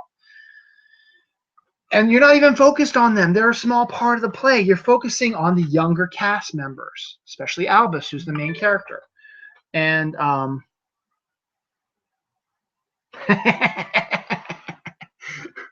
get to that in a second. My co-host MJ Comic Show just tweeted me a really funny tweet. I don't care. They're not the main focus of the story. Albus and a little spoiler, Draco's son are the two main focuses of this play. So what do they do? The first performance came out tonight in England. It's tomorrow there. Yes, I know it's tomorrow over there, but July 30th was the first performance of it in England. An actual paying crowd, official first time showing it was today. Tomorrow, or in fact, maybe in an hour and 15 minutes, there's going to be a midnight. Hell, maybe after I do this show, maybe I'll just run out to, my wife's going to be asleep, kids are going to be asleep. Maybe I'll just ride out to Barnes & Noble and pick up the book. Let's hope they're doing it. I don't know if they're doing it, though. I really haven't seen any signs. I'm going to drive all the way out there because it's a bit of a hike. It's probably about 20 minutes away. And I'll get there. I'll be like, they're closed, damn it. And it might still be raining. I don't know. If it's still raining, I probably won't do it. But maybe I will. We'll see. To be continued. Anyway, J.K. Rowling is releasing the Harry Potter and the Cursed Child script book as a novel tomorrow, which is actually Harry's actual birthday. The character Harry's birthday is tomorrow. And it's J.K. Rowling's birthday too. That's why she did it. So you're going to get a eighth book. I keep forgetting because there's 8 movies, but only 7 books. An 8th book. And it's not going to be like the other Harry Potter books. This is the actual script of the play, which if you've ever read a script, it'll have the descriptions of what's going on in the scenes, stuff like that. So it's basically reading a book, but it's going to be Albus, his lines. Harry, those are his lines. Draco, those are his lines. Draco moves across the room. It's going to be more that way. It's not going to be this real in-depth, descriptive look at the characters like J.K. done it. And plus, J.K. isn't the only writer of this. There's 2 other writers, I think, that co-wrote this with her as well. But it's a new Harry Potter book. It's coming out tomorrow. They wanted the first performance to go off first, and then they would release the script to the world. So that's what they're doing, and just so happened to coincide with Harry's birthday. So a lot of your bookstores might be doing a midnight party type of thing. I don't know if mine is. I doubt it, because Barnes & Noble is slowly starting to lose ground to Amazon, because now people just click on online, order stuff, and it gets delivered to them. I don't like that, because you know what? It takes a day or so for the item to get shipped to you, and you have to pay freight unless you're an Amazon Prime member. And if you're an Amazon Prime member, you still have to pay a monthly fee on that. And yes, I understand. If you pre-order it, you'll get it the day it comes out. But if you don't pre-order it and you don't want to pay for a monthly fee or for the delivery, that's where the bookstore comes in handy. You can just drive to the bookstore. Yeah, you got to pay for the gas, you got to pay for the book there, but you'll be able to have it in your hands when you want it and ready for it. What if there was something wrong with the delivery? What if the truck breaks down? What if it didn't get to the right spot? What if it gets delayed a day or two? It happens. It does. And you're not going to get it when you're supposed to. If you just went to the bookstore and get it, you'd be able to have it in your hands and be starting to read it before you would get it from Amazon. So hopefully Barnes & Noble will stick around for a while, because I like having that around. That's why, I kind of wish we still had stores that sold DVDs. I mean, Best Buy has shrunken their DVD section so much.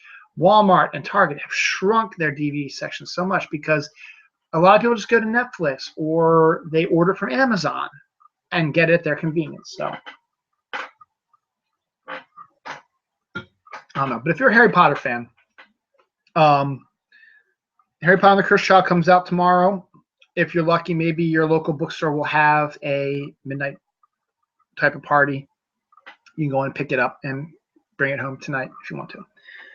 I'm definitely either going to do that after the show tonight, or I'm going to wait till tomorrow. I'm probably going to wait till tomorrow, because honestly, by the time I finish this and by the time I'm getting done wired, I don't want to get in my van. I don't want to drive 20 minutes down the road. And what if they're not doing a midnight thing, release party, come back home empty-handed and just spent 40 minutes on the road in wet pavement in the dark, wasting gas money when I could be sleeping, So I'm probably going to wait till tomorrow and take the kids to Barnes & Noble, and we'll pick it up there and be done with it. Maybe pick up 2 copies so my daughter can have one and we can have one, and Dawn and I have to fight over who's going to read it. Though, as I said, it's a script book, so it's probably going to be a lot quicker read than the other books are. Because there's not going to be as many words, basically. But I know the basic story behind it. I'm interested to see how it works out. It sounds kind of intriguing, but also sounds kind of, yeah, so we'll see. I'm more excited about Fantastic Beasts, but that's another story for another time. I was born in 1973. I remember a lot of the 80s, because from 80 to 89, I was 7 years old to 16 years old. So that was my teenage years, were the 1980s. So I saw Ghostbusters and Back to the Future and Empire Strikes Back, Return of the Jedi, and 16 Candles and all that. And I didn't see 16 Candles. I didn't see that till it was on video, but I could have in the movie theaters. And I listened to the music. I love 80s music, and I had the same 80s, Izod shirts and jams and stuff like that. I did all stuff. It was my teenage formative years. The 90s hit, and that was my growing up phase. I graduated high school in 91, graduated college in 95, lost my virginity in 94, had my first real girlfriend basically in 94. I had a little basic no penetration fuck buddy in 92, and got my first job in 96, first real job in 96. Got my first car in 99, and stuff like that. So I in the 1990s, I came of age. I was between the ages of 17 and let me see, 17 and 27, something like that, 27, 28. Let's see, 27 would have been 2000, so 26. So That was my formative time. Now the 90s, I've liked the 90s. There's a lot of stuff about the 90s I liked. There's some really good movies that came out in the 90s that I like, and I like some of the 90s music and stuff like that. And there's some shows in the 1990s I liked as well. So, you know, as I was a lot older in the 90s, so I had a wider range of remembering stuff like that. And I remembered a lot of stuff in the 80s also because that was formative times. But the reason I'm bringing this up is because MTV, which shouldn't really be called MTV because they don't really play music anymore, they are going to be creating a channel that's just going to focus on the 1990s and early 2000s. They're going to be showing shows and videos from that era because the 90s are like the new 80s now. The young teenage type of people now who were growing up in the 1990s are thinking back on this in awe of how great the 1990s music was with grunge and all that stuff. And so MTV is jumping on that, and they are doing a channel just basically all 90s all the time. So I guess that's pretty interesting. I think they're going to show Beavis and Butthead again and some other stuff from the 90s. Well, you know, Dead at 17 would be a great show to come back on. People who I don't even remember that was on MTV. It was one of their first shows they did about a kid who learned that, you know, he was going to die at the age of 17, and he was going to have to figure out why and whatever. So it was Lisa Dean Ryan was hot in that as well. Jack Noseworthy, I think, was the main character, and it was a really interesting story. So we got that. Since I'm running low on time, I'm not going to discuss this, so I don't need to. Let's see. There's a couple of things here I can do. Oh, it's real quick. We watched Ghostbusters today, the 1980s version, 1984 version of it, which is still my favorite. I really had no desire to see the new one, not because, oh, they destroyed my childhood. No, I don't care if it was all women, but it's just, it didn't look that, you know, appetizing, or not appetizing, but entertaining to me. But I've been hearing a lot of reviews and a lot of people I trust saying how good it really is. And my daughter's shown a little bit of interest in it, so maybe we'll try to go see it sometime, or we'll wait till video out and we'll see it for them. But up until that point, I want to show the regular Ghostbusters to my daughter first, and she liked it a lot. And then my son started playing Lego Dimensions, and there's a Ghostbusters pack, and he loved it so much that he's been playing the Ghostbusters characters all the time. So he loves the Ray Parker Jr. Ghostbusters song, so he sings it all the time. He pretends he's a Ghostbusters like that. So we said, we'll let him watch Ghostbusters. So we showed it to him a couple weeks ago, and he was fine for it. So today we decided, you know, we want to watch a movie? Sure, let's watch Ghostbusters. So we watched Ghostbusters today. And I was looking at it, and I was thinking about things. Now, I haven't seen the new Ghostbusters yet, but I know, and this is going to be spoiler kind of, they have an end credit sequence, because what Dan Aykroyd is trying to do, he's one of the producers, he's going to try to do a extended, a shared universe of Ghostbusters, and this is the first film about it. And you don't really have a connection to this Ghostbusters in the 1980s. The exception of the actors are all in cameo roles. Even Harold Ramis, who has passed away, is mentioned and appears as a statue, I think, or a bust or something else. So he's technically in it as well. But they're playing completely different characters. They're not playing Peter Venkman and Ray Stantz and Winston Zeddemore. They're playing different characters. And to be honest, you know, I've never been a real big fan of Harry Knowles' reviews on Ain't It Cool News. They're very self-serving and stuff like that, but sometimes he makes some interesting points. And he reviewed the new Ghostbusters and basically laid out an idea that he thought that it was like an alternate reality Ghostbusters, because they don't really remember, they don't really refer back to stuff that happened in this Ghostbusters, even the crappy sequel that came out in 1989. They don't really refer back to that. So it was basically said none of that ever happened, and that these women Ghostbusters is the first time they've ever done it. So then you change the genders up. You got 3 white ones and a black one. So that's basically what happened with the Ghostbusters. So basically they just changed the genders, and basically you can see they created an alternate dimension. Now, in one of my other episodes during my 150 episode stretch, I was talking about alternate realities and stuff. That's like, I spent a whole episode, which I think I'm going to retweet it later, reshare it, because it was one of my best episodes I ever did, and no one really watched it. So I'm going to try to get people onto that again. But I started watching this Ghostbusters, and when I found out what was in the end credit sequence of the female one, I started, and then I read Harry's review. I looked at the Ghostbusters this time, and I was like, you know what? Damn it, he might actually be right. Because what happens, here's a spoiler. What happens in the end credit sequence in the new Ghostbusters is out now. The women are listening to EVPs, and one of them takes their headphones off and says, "What is Zool?" So they went to Ghost. They got an EVP of someone saying Zool. And we know from this Ghostbusters who Zool is. They never have experienced Zool yet in this dimension. And Zool's, a bad thing. So I started thinking about this, like, you know what? That's actually really interesting. If they decide to do a sequel and they focus on that, it's very interesting because it would work that this is an alternate reality where you have the same Ghostbusters, 3 women and a male, or three white women and a black woman, and their gender's just reversed. And same with the secretary. The secretary is played by Chris Hemsworth in the female version of it, whereas it was played by Annie Potts in the 1984 version. So their genders were swapped.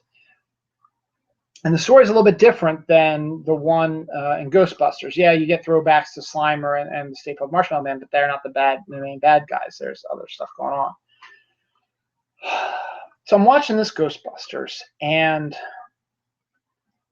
when Gozer is talking, who's the female who walks around in this Ghostbusters, she's talking about all these, the Voldrani, and even Vince Clorthow played when Rick Moranis' character Louis Tully was possessed by Vince Clorthow, talking about all this, the Voldrani and all this stuff. These are all beings that never existed in our world. Yes, Babylonians and Sumerians did, and they were the ones that treated Gozer as a god, but they never, in my opinion, from what I gathered from this story, they never really experienced it. They might have heard about it or whatever, and they appear that Gozer and them came through a dimensional portal. And that's one of the things that they talked about, is that there's like a dimensional, it's a gateway into our world from this area. And then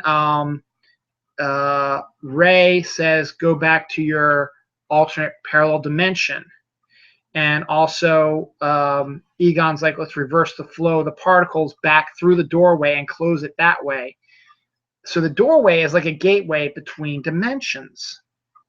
So obviously with the Voldrani and all these people who have never existed in our era or our time frame, which is when this Ghostbusters is supposed to take place, is in our time frame. None of these beings existed. None of these species of people existed. They were from an alternate dimension. So it makes sense that when these Ghostbusters beat Gozer by sending the particle flow, crossing the streams and sending the particle flow back through the gate, they close the gate and push Gozer back into the ether and into the alternate dimensions. And Gozer, and that's when, that's also why, Zool and Vince Clorthow, who were the devil dogs, when the explosion happens, they're just shells now because their spirits or whatever were sucked back into the portal as well. So now with the female Ghostbusters being in an alternate dimension and hearing the voice of Zool, guess what? Zool is found in another dimension, and she's getting ready, she's getting ready to enter it. And these Ghostbusters are going to be the only ones who are going to be able to stop it. But because it's an alternate dimension, that way you can have a throwback to this movie, and this Gozer can remember how she was defeated the last time and figure out a way to stop, if they come up with the same idea, how to stop them this time. So that's kind of an intriguing thing. And the other intriguing thing is something that my kids brought up, is what happened to the ghosts? Because remember, what's said about this whole Gozer thing was when Walter Peck, played by William Atherton, turns off the power grid and the jail for the ghosts, and the ghosts all escape into New York City. And they terrorize New York City. And then this whole everyone gets focused on this big thing with Gozer. And then when they get defeated, where are the ghosts at? And Slimer even comes back at the end and screams at the screen, and that's it. But where did all the other ghosts go? I mean, Slimer makes an appearance in Ghostbusters 2, but none of the other ghosts do. So, and also, what happened to the Ghostbusters now? Yeah, we know what they say happened in Ghostbusters 2. The city sued them for the damages. They lost all their money, and then they had to break up the Ghostbusters, and then they're able to get it back together, get money, rebuild everything, and do stuff like that. But what if Ghostbusters didn't really exist? And Ghostbusters, so they had to rebuild the grid, and they had to go back and catch the other ghosts. Did they catch all the other ghosts, or were they used to propel Gozer back to our dimension? We'll never know. So just some things to think about next time you watch Ghostbusters. Shut up. AVG detection. No, I'm not going to worry about that right now. I still got about 20 minutes left of my show. Actually, technically 16 if I want to end at 1:50, but I probably won't. It was a nice thought, though. But we'll see. I'm not going to do this one. I'll do this some other time. So this will be some other time. I'll do this some other time also. I'll do this some other time also. Speaking of Ghostbusters, I had a radio show in college where I played nothing but movie soundtracks and scores. The scores are the background music you hear in the movie scenes, the orchestral stuff. And then a lot of movies, especially in the 80s and some of the 90s, they release, and even nowadays, I guess that there's some now. I mean, Suicide Squad, which comes out this Friday, they have an album out now of a bunch of different artists doing different songs, stuff like that. They release these soundtracks, and you'd have a collection of different singers singing different songs. And some are really good. Like Top Gun's a really good soundtrack. It's got a lot of really good songs. Kenny Loggins, Take My Breath Away by Berlin, Danger Zone, You Lost That Love and Feeling, stuff like that. Beverly Hills Cop had some good ones on there, Axel F, and so on and so forth like that.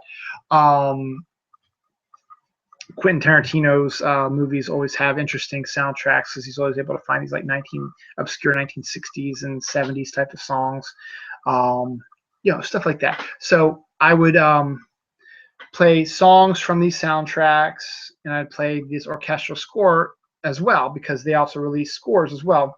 And so I have a big collection of these movie soundtracks and scores, and you really can tell when there's a really good score because you listen to the score and it helps build the mood in the film. If it's not a great score, it's almost unrecognizable, and it blends in with the scenes. And I guess that works because you don't want to have something that's overpowering, but at the same time, you kind of want to have that music in there as well, and you don't really notice these things. But just real quick, I wanted to cover some of my favorite scores. You guys should check it out. And I have to start with Ghostbusters. Elmer Bernstein's 1984 score for Ghostbusters is insanely perfect for the movie. Kind of creepy, goofy type of music. And it just fits every sequence of the movie that the score is used. It works and even gives it some special themes for the characters, which is really, really cool. So definitely give that a listen. I got a copy. I don't have a copy of the score by itself, but the soundtrack, which has got Ray Parker's Ghostbusters and Saving the Day and Boys Are Back in Town, stuff like that. It's not Boys Are Back in Town, but I can't think of that. I can't think, but it's like a peppy type of song. They have about 3 pieces of orchestral music in the soundtrack, and it's absolutely perfect. I love it, and it's such a great score when you hear it. So Elmer Bernstein's Ghostbusters theme is good. Danny Elfman has always been one of my favorite scores. He does basically almost all of Tim Burton's movies. I think except maybe 2 of them, maybe 3, but he does a score for all of them. And he's done other movies as well, and some of them have been just as good. Some have been just okay. And lately, I really haven't been excited every time I've seen as I was back in the 90s. When I saw his name attached to a score. But it always seemed that Danny Elfman outdid himself for Tim Burton. And every one of his scores for the movies that he did is pretty good. But there are 2 that, well, technically 3, but technically 4. But there's only 2 I really want to talk about that are just really, really, to me, fantastic. And one is the Batman score from 1989. Very iconic. They used it in the Batman animated series, basically, or a variation of it in the Batman animated series' theme. and the music for that as well was very Tim Burton-esque, or rather Danny Elfman-esque, even though he didn't do the music. Shirley Walker did, who was one of his like students or whatever. And it's very iconic. It's very moody. It works out really well, and it fits the movie to a T with what you're seeing. It gets you, you hear it, and it gets you involved in the film. Roses is a good song, and the Batcave is a good song, and Up the Cathedral is fantastic. I mean, it's just dun, dun, dun, dun, dun, dun. It's just and the Batman theme is iconic, so it's just great. I'm not going to talk about any of the John Williams because all of John Williams' scores are iconic, but these are just the ones I want to poke out that are not John Williams related. But Danny Elfman's best score he ever did, and I would put that up with any of his scores that he did, was for Edward Scissorhands. And I don't know what it was, but it's the entire score fit that movie perfectly to a T, and gave us such highlights as Ice Dance and the grand finale, which is still my favorite. I still play that every once in a while. I always like to do maybe a good night song, and grand finale is one of those I always do all the time. It's very soothing, very upbeat, and it's really, really cool. And it is Danny Elfman's best score. We'll talk more about Tim Burton movies sometime in August, maybe the second week of August, when Jerry Fletcher and I are going to do our top 10 Tim Burton films. So I'll definitely be talking about Danny Elfman's score in a lot of those movies as well.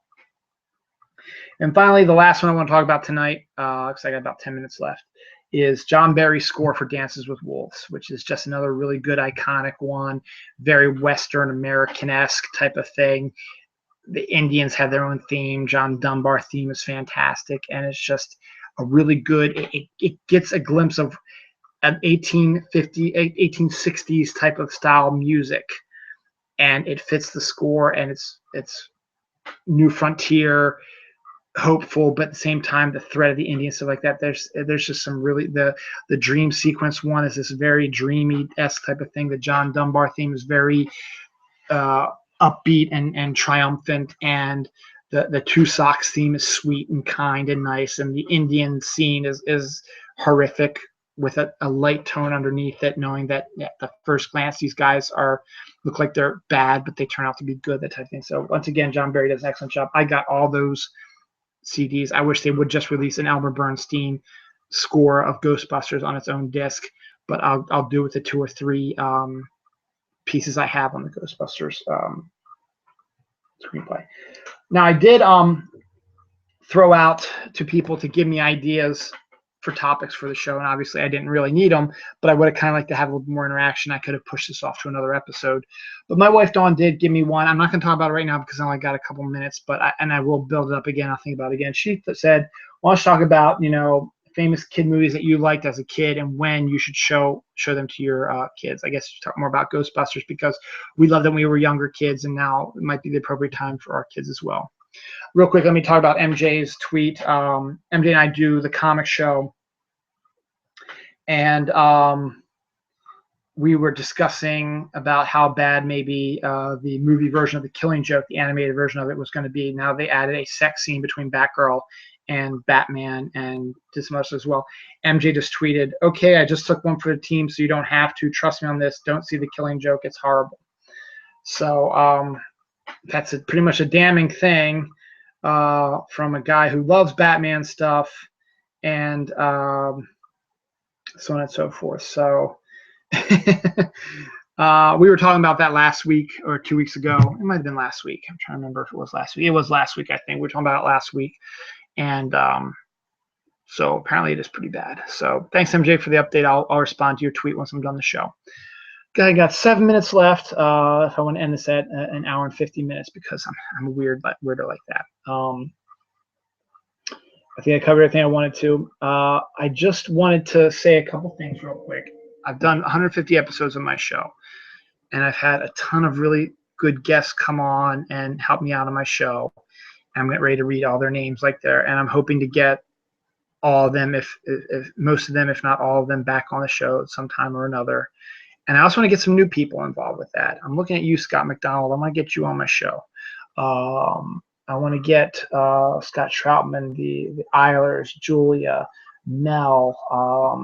There's a whole bunch of people. There's Heather. I want to get a lot of different people onto my show and expand it a little bit and get to know a little bit more about you guys and figure out, things we can discuss.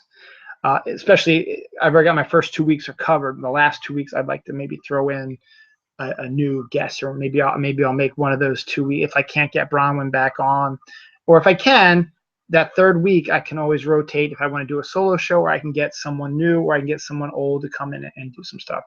There's some people I want to get back on the show again.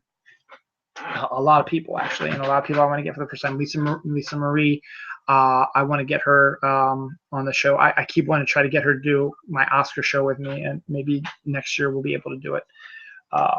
Anyway, these are the people I want to thank who've come on my show, Dylan Knows, during the 150 episodes, or had a connection to the Dylan Knows family.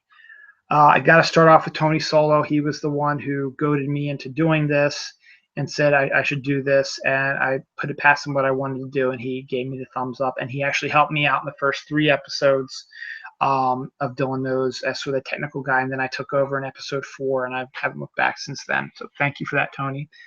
I want to thank my present co-host, who I just read a tweet from, MJ Khan, the comic show.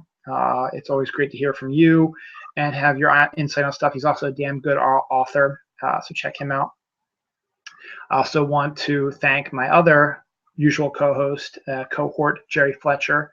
We always seem to have really good discussions on our top 10 lists, and sometimes we sync up, sometimes we don't. And we've gotten to the point so much that you know certain things about me that'll get you to roll your eyes at me, and stuff I know about you. So it's always a great about that. Bronwyn, hopefully we'll get you back on again as well. I want to thank you for that as well. I'm going to thank everybody. I'm not going to say thank you because I'm running out of time to everybody, but I just want to say, in general, just a complete thank you to always. But Bronwyn, we'll try to get you back on definitely, because I want to get back on with you again. Larissa, you were great for the first couple years with our paranormal show. Kind of missed talking with you a little bit, but I know things are a little bit different, and our conversations about the paranormal supernatural have sort of ebbed out, so we're not really going to do much more, but I always appreciate you, and thank you for doing that. My lovely wife, Dawn Feeks Lang, she had her own show for about 3 episodes with her sister, Catherine, who I want to thank also. They were filming my 4th week. I was only going to do 3 episodes a month, and then Dawn was going to do a show, but she just didn't have enough topics, and so she just wanted to stop doing it. So, but she's got about 3 or 4 really good episodes out there from a few years ago, and they're actually really good. There's a really good Star Wars or Star Trek one. The rest of the people had been co-hosts or guests on the show that I just want to thank real quick. Kelly Toole keeps me honest, and a ski lodge is still the best place to survive a zombie apocalypse, no matter what you say. Young Jeans, I've only had you on once, but it's always a blast talking to you. Brianne, having you on has always been a blast, especially with Bronwyn and Amy Figaro, who I want to thank also for coming on too. And the one episode where we had your fiance and soon-to-be husband Danny on as well, that was great. Amy, we'll get you back on. We'll get Cage on as well, and we'll get him on the show. Cindy, we did one show together, but it was a great one talking about Stephen King, and it was a blast. Janine, I had you on a couple times. I really want to get you back on again, and I want to do our Northern Exposure show where we talk about every episode of every season of Northern Exposure. Just got to figure out how to do it and get everyone to see it. I'm still thinking about trying to do it. When I'm still working out how we're going to do it, but when I get around to it, you're going to be my co-host for that. Patrick Smith, I got to get you back on again. You asked me to help you with your computer. I sent you a DM, but I haven't heard back from you. You've got a lot going on your plate. You've got a lot going on. We'll get you back on definitely again. You helped me out when Jerry was unable to at one point. We did our top 10 Tom Hanks films, and you did a Leprechauns show with me and Larissa, and I've had you come on for the Oscar nomination, stuff like that. Mike Blinsky, Mr. Pagan, always a pleasure having you on, sir. Always a blast. Always raise our game up. Steve, Bronwyn's better half. I had you on a couple times, and you're doing your own thing, and I applaud you for that. You're a hell of a guy, and you and Bronwyn are so cute together.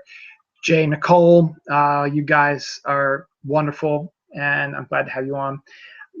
as I told you, the Comicosity Hangout, which no longer exists, but I've had all three, Allison Berry, Jessica, and Karen. Had y'all on. Karen, we got to finish these Harry Potter things. I hope you still want to do them with me. If not, I'll have to figure something out. Jessica, I got to get you back on eventually. Allison, I got to get you back on too. Mandy, we got to do another beer show. Your knowledge of beer is fantastic.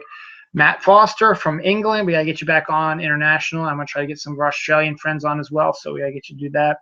The McGevnas, John, Helena, you guys, Grampy and Grammy Snark, and you guys are the best, and you guys come on the show is fantastic. You guys, Mike and I, we got to go back and we got to talk about this new Twin Peaks series coming out next year because you're my Twin Peaks guys. Scott Barry, husband to Allison and Green Lantern aficionado. It was great to have you on discussing Green Lantern. I can get you back on again. And I'm at the hour, 50 minutes thing, so if I can wrap this up in the next minute or so, I will. Jonathan Ryan, great author as well. I had you on my website. I got to get you on again, talk about your series and see what's going on with you. Chris Olin Ray, probably my biggest high-profile guest I ever had on, director of such great movies as, what was the one about Colossus and Three-Headed Shark Attack, stuff like that. And good friend to Gerald Webb, who I'm trying to keep getting on, but I've never been able to. DH Gamer, I had you on a couple times, talking Batman. We got to do that again. Myrna, as always, a pleasure to have you on. Pinky, unfortunately, your episode, you had tornadoes and stuff going on in the background and you lost power, so you weren't able to do it. John Hallmeyer, you came on, helped me get hooked on Doctor Who. And Ambi, was good to have you on as a last-minute thing, and it was very entertaining talking to you as well. And also the appearances by my lovely children, Noah and Noel, and my kitty Jinx as well. And I just missed this 151 now, but you know what? I don't care right now. I got all my thank yous out, and a special thank you to Alan Sizzler Kistler, who could have also been a huge get as well. And I did have him at one point, but the day I had him on the Doctor Who show, he had like a laryngitis cold, and I haven't had him back yet. I've been trying to get other celebrities, Felicia Day, Dustin Perry. I've had discussions with, but nothing's ever come to fruition of it. And I'm going to try to maybe branch out a bit more because Kelly Toll has beaten me with getting his celebrity guests on here. So I got to show him up too. And I got to get you back on, Kel. Tomorrow night, Sharknado 4, the reunion of the Snarkalec Radio. Tony, Kelly, Mike, Mel, hopefully, Young Jeans, and myself will be talking Sharknado 4 and Sharknado Week in general. And a new episode of Dylan Knows will probably be sometime this weekend. Probably not Saturday night because that's Two Lava, Two Lantula. Probably be Sunday, and it'll probably be MJ Khan again. I'll get him, even though it's only been 2 weeks, I'll get him back on again so we can get back on schedule, talk about some stuff that's coming up this fall. And then the week after that, it should be Jerry Fletcher and I's discussion about Tim Burton movies. And on that, we'll see what happens. I will reach out to Bronwyn. We'll try to get her back on. We'll try to get International back up and running again. And have some fun. The best is yet to come. I want to get some new faces on here. I'm going to reach out to a bunch of you guys and gals, and we'll try to get some new faces on here and some new discussions. And I'll try to aim for the stars as well, try to get some big name things like that. I've already missed my chance to get this done in an hour and 15 minutes because I just can't stop talking. But I just want to make sure that everybody got thanked who's been on the show these past 150 episodes. If I missed anybody, please forgive me. I've done 150 episodes, so I can't remember everybody who's been on every show. I tried to, but, you know, I think I got everybody, to be honest. So if I missed you, I apologize.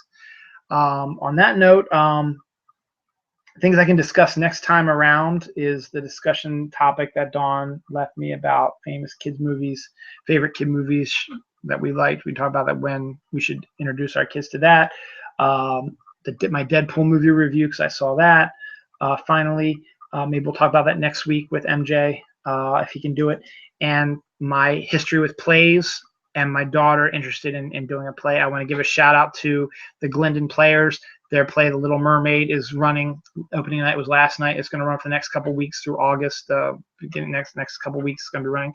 So if you're in the Rice-Chun area, want to see a not professional play, but a fun play nonetheless, that they're doing the version of The Little Mermaid, come in and check it out at Sacred Heart Church. Other than that, what else I got going on? I'm probably bumping my new show, Ricerstown: The Untold Story, to the fall. I just haven't had a chance to get things together on that.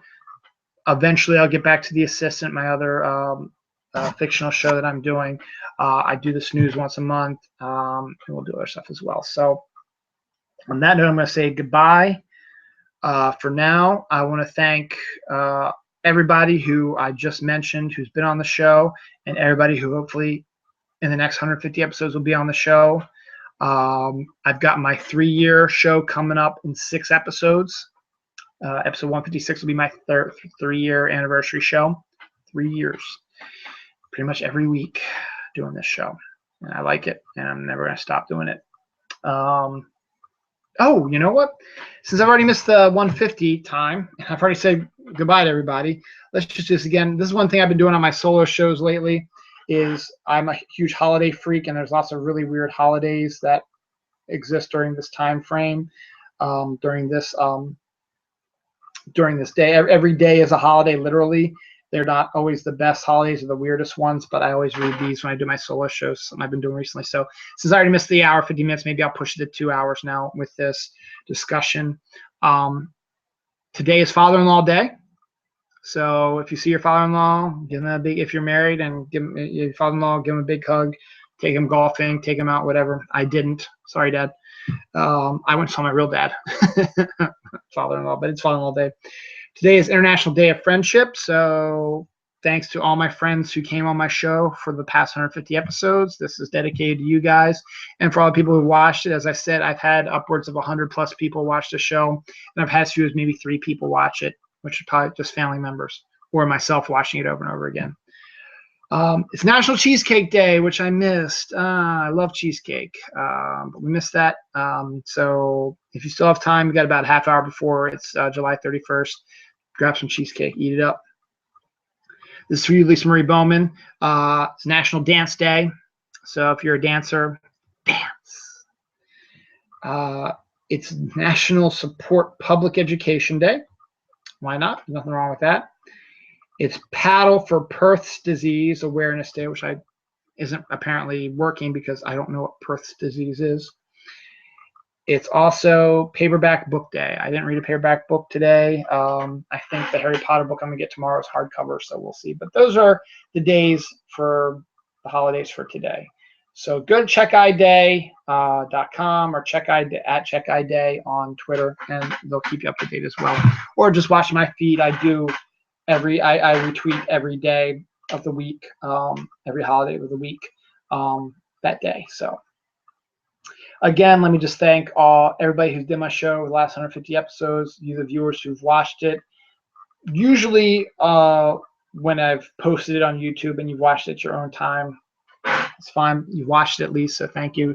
Even if it's not for the whole time, at least you watched a little bit of it and learned me, hear me chatting on about it.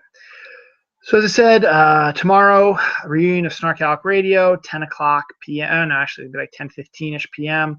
As I said, we're going to have at least Kelly, Tony, and Mike. We're going to try to get Mel. We're going to try to get Young Jeans, and myself will be there. So we'll talk Sharknado 4. Then after that, as I said, the opening ceremonies of the Olympics is on Friday. You got to tune into our Twitter feed, and especially Lisa Marie Bowman's and Kelly Tools. They go absolutely crazy for the opening ceremonies, and they're freaking hilarious when it comes to that. Next Saturday is Tu Lava Tulantula on Sci-Fi, so come join us, and we're going to try to trend that as well. We trend most of the shark shows this week, and we can do it when we have all of our staff on board. We can trend a movie like that. Tu Lava Tulantula next Saturday, and then probably my show with MJ will probably be next Sunday. I'll have to double check and see if he's free next Sunday. Midsummer's coming up, as I said, this week, August 3rd, which is my mother and stepdad's 20th anniversary. And it's also the 150 days left in the year as of August 3rd. Right now, we are at 152, 153, 154 days left in the year. Actually, in about half an hour, it'll be 153. Go get Harry Potter and the Cursed Child, read it, enjoy it, hopefully, and discuss it later. I'm going to try to reach out to Karen, maybe get her back on so we can finish our Harry Potter stuff. I'm going to reach out to some other people and try to get some more people on here and try to get do less shows where I'm just talking to you guys by myself, because they aren't the best viewed ones. The other ones are. So I talked an additional 10 minutes more than I wanted to, but there's not much I could do about that. But here's the 150. I've done it. My next big event is 156, which is going to be my 3-year. And then before you know it, this time next year, probably be around episode 200. So hopefully by then, I might be able to get a bigger name to come on. I'm going to be working on trying to get some big names on here. I doubt it's going to happen because I'm a nobody really, but I'm going to try. But again, here's 150 more episodes. Here's to my 150. If you want to see any of my 150 episodes, go to my YouTube page, Dylan A. Lang or Dylan Lang. I should usually be the first person to pop up on the search engine. I'm in my a black t-shirt. Lean back on a chair, thumbs up. Click on that. Find my playlist list. Look for my Dylan Knows playlist. It has every episode of Dylan Knows I've ever done on there, and all my appearances on Snarkalec Radio and the Snooze. And even the one episode I did, Nurture and Support, as well, is on there as well. So if you want to see any of my old episodes, please do go back and check them out. I'm going to probably be retweeting a few over the next couple days because it is a celebration for the whole week, my show. I especially want to get the one about alternate dimensions because I thought it was one of my better shows of the year, and I wish more people would watch it. So on that note, I'm finally going to shut up. It's been 2 hours. Again, cheers to you. Dylan Knows, 150 episodes. 151 comes out next week. I'll get more people on the show. I'll come back to the guys and gals I've had on before. Love you guys. Thanks for watching. Enjoy it. Like it. Keep it up. Let me know if there's anything that you want me to discuss, and we can discuss it together if you want. On that note, goodbye. Have a pleasant weekend. August is coming. So is autumn. So is football. Autumn. Here's the 150.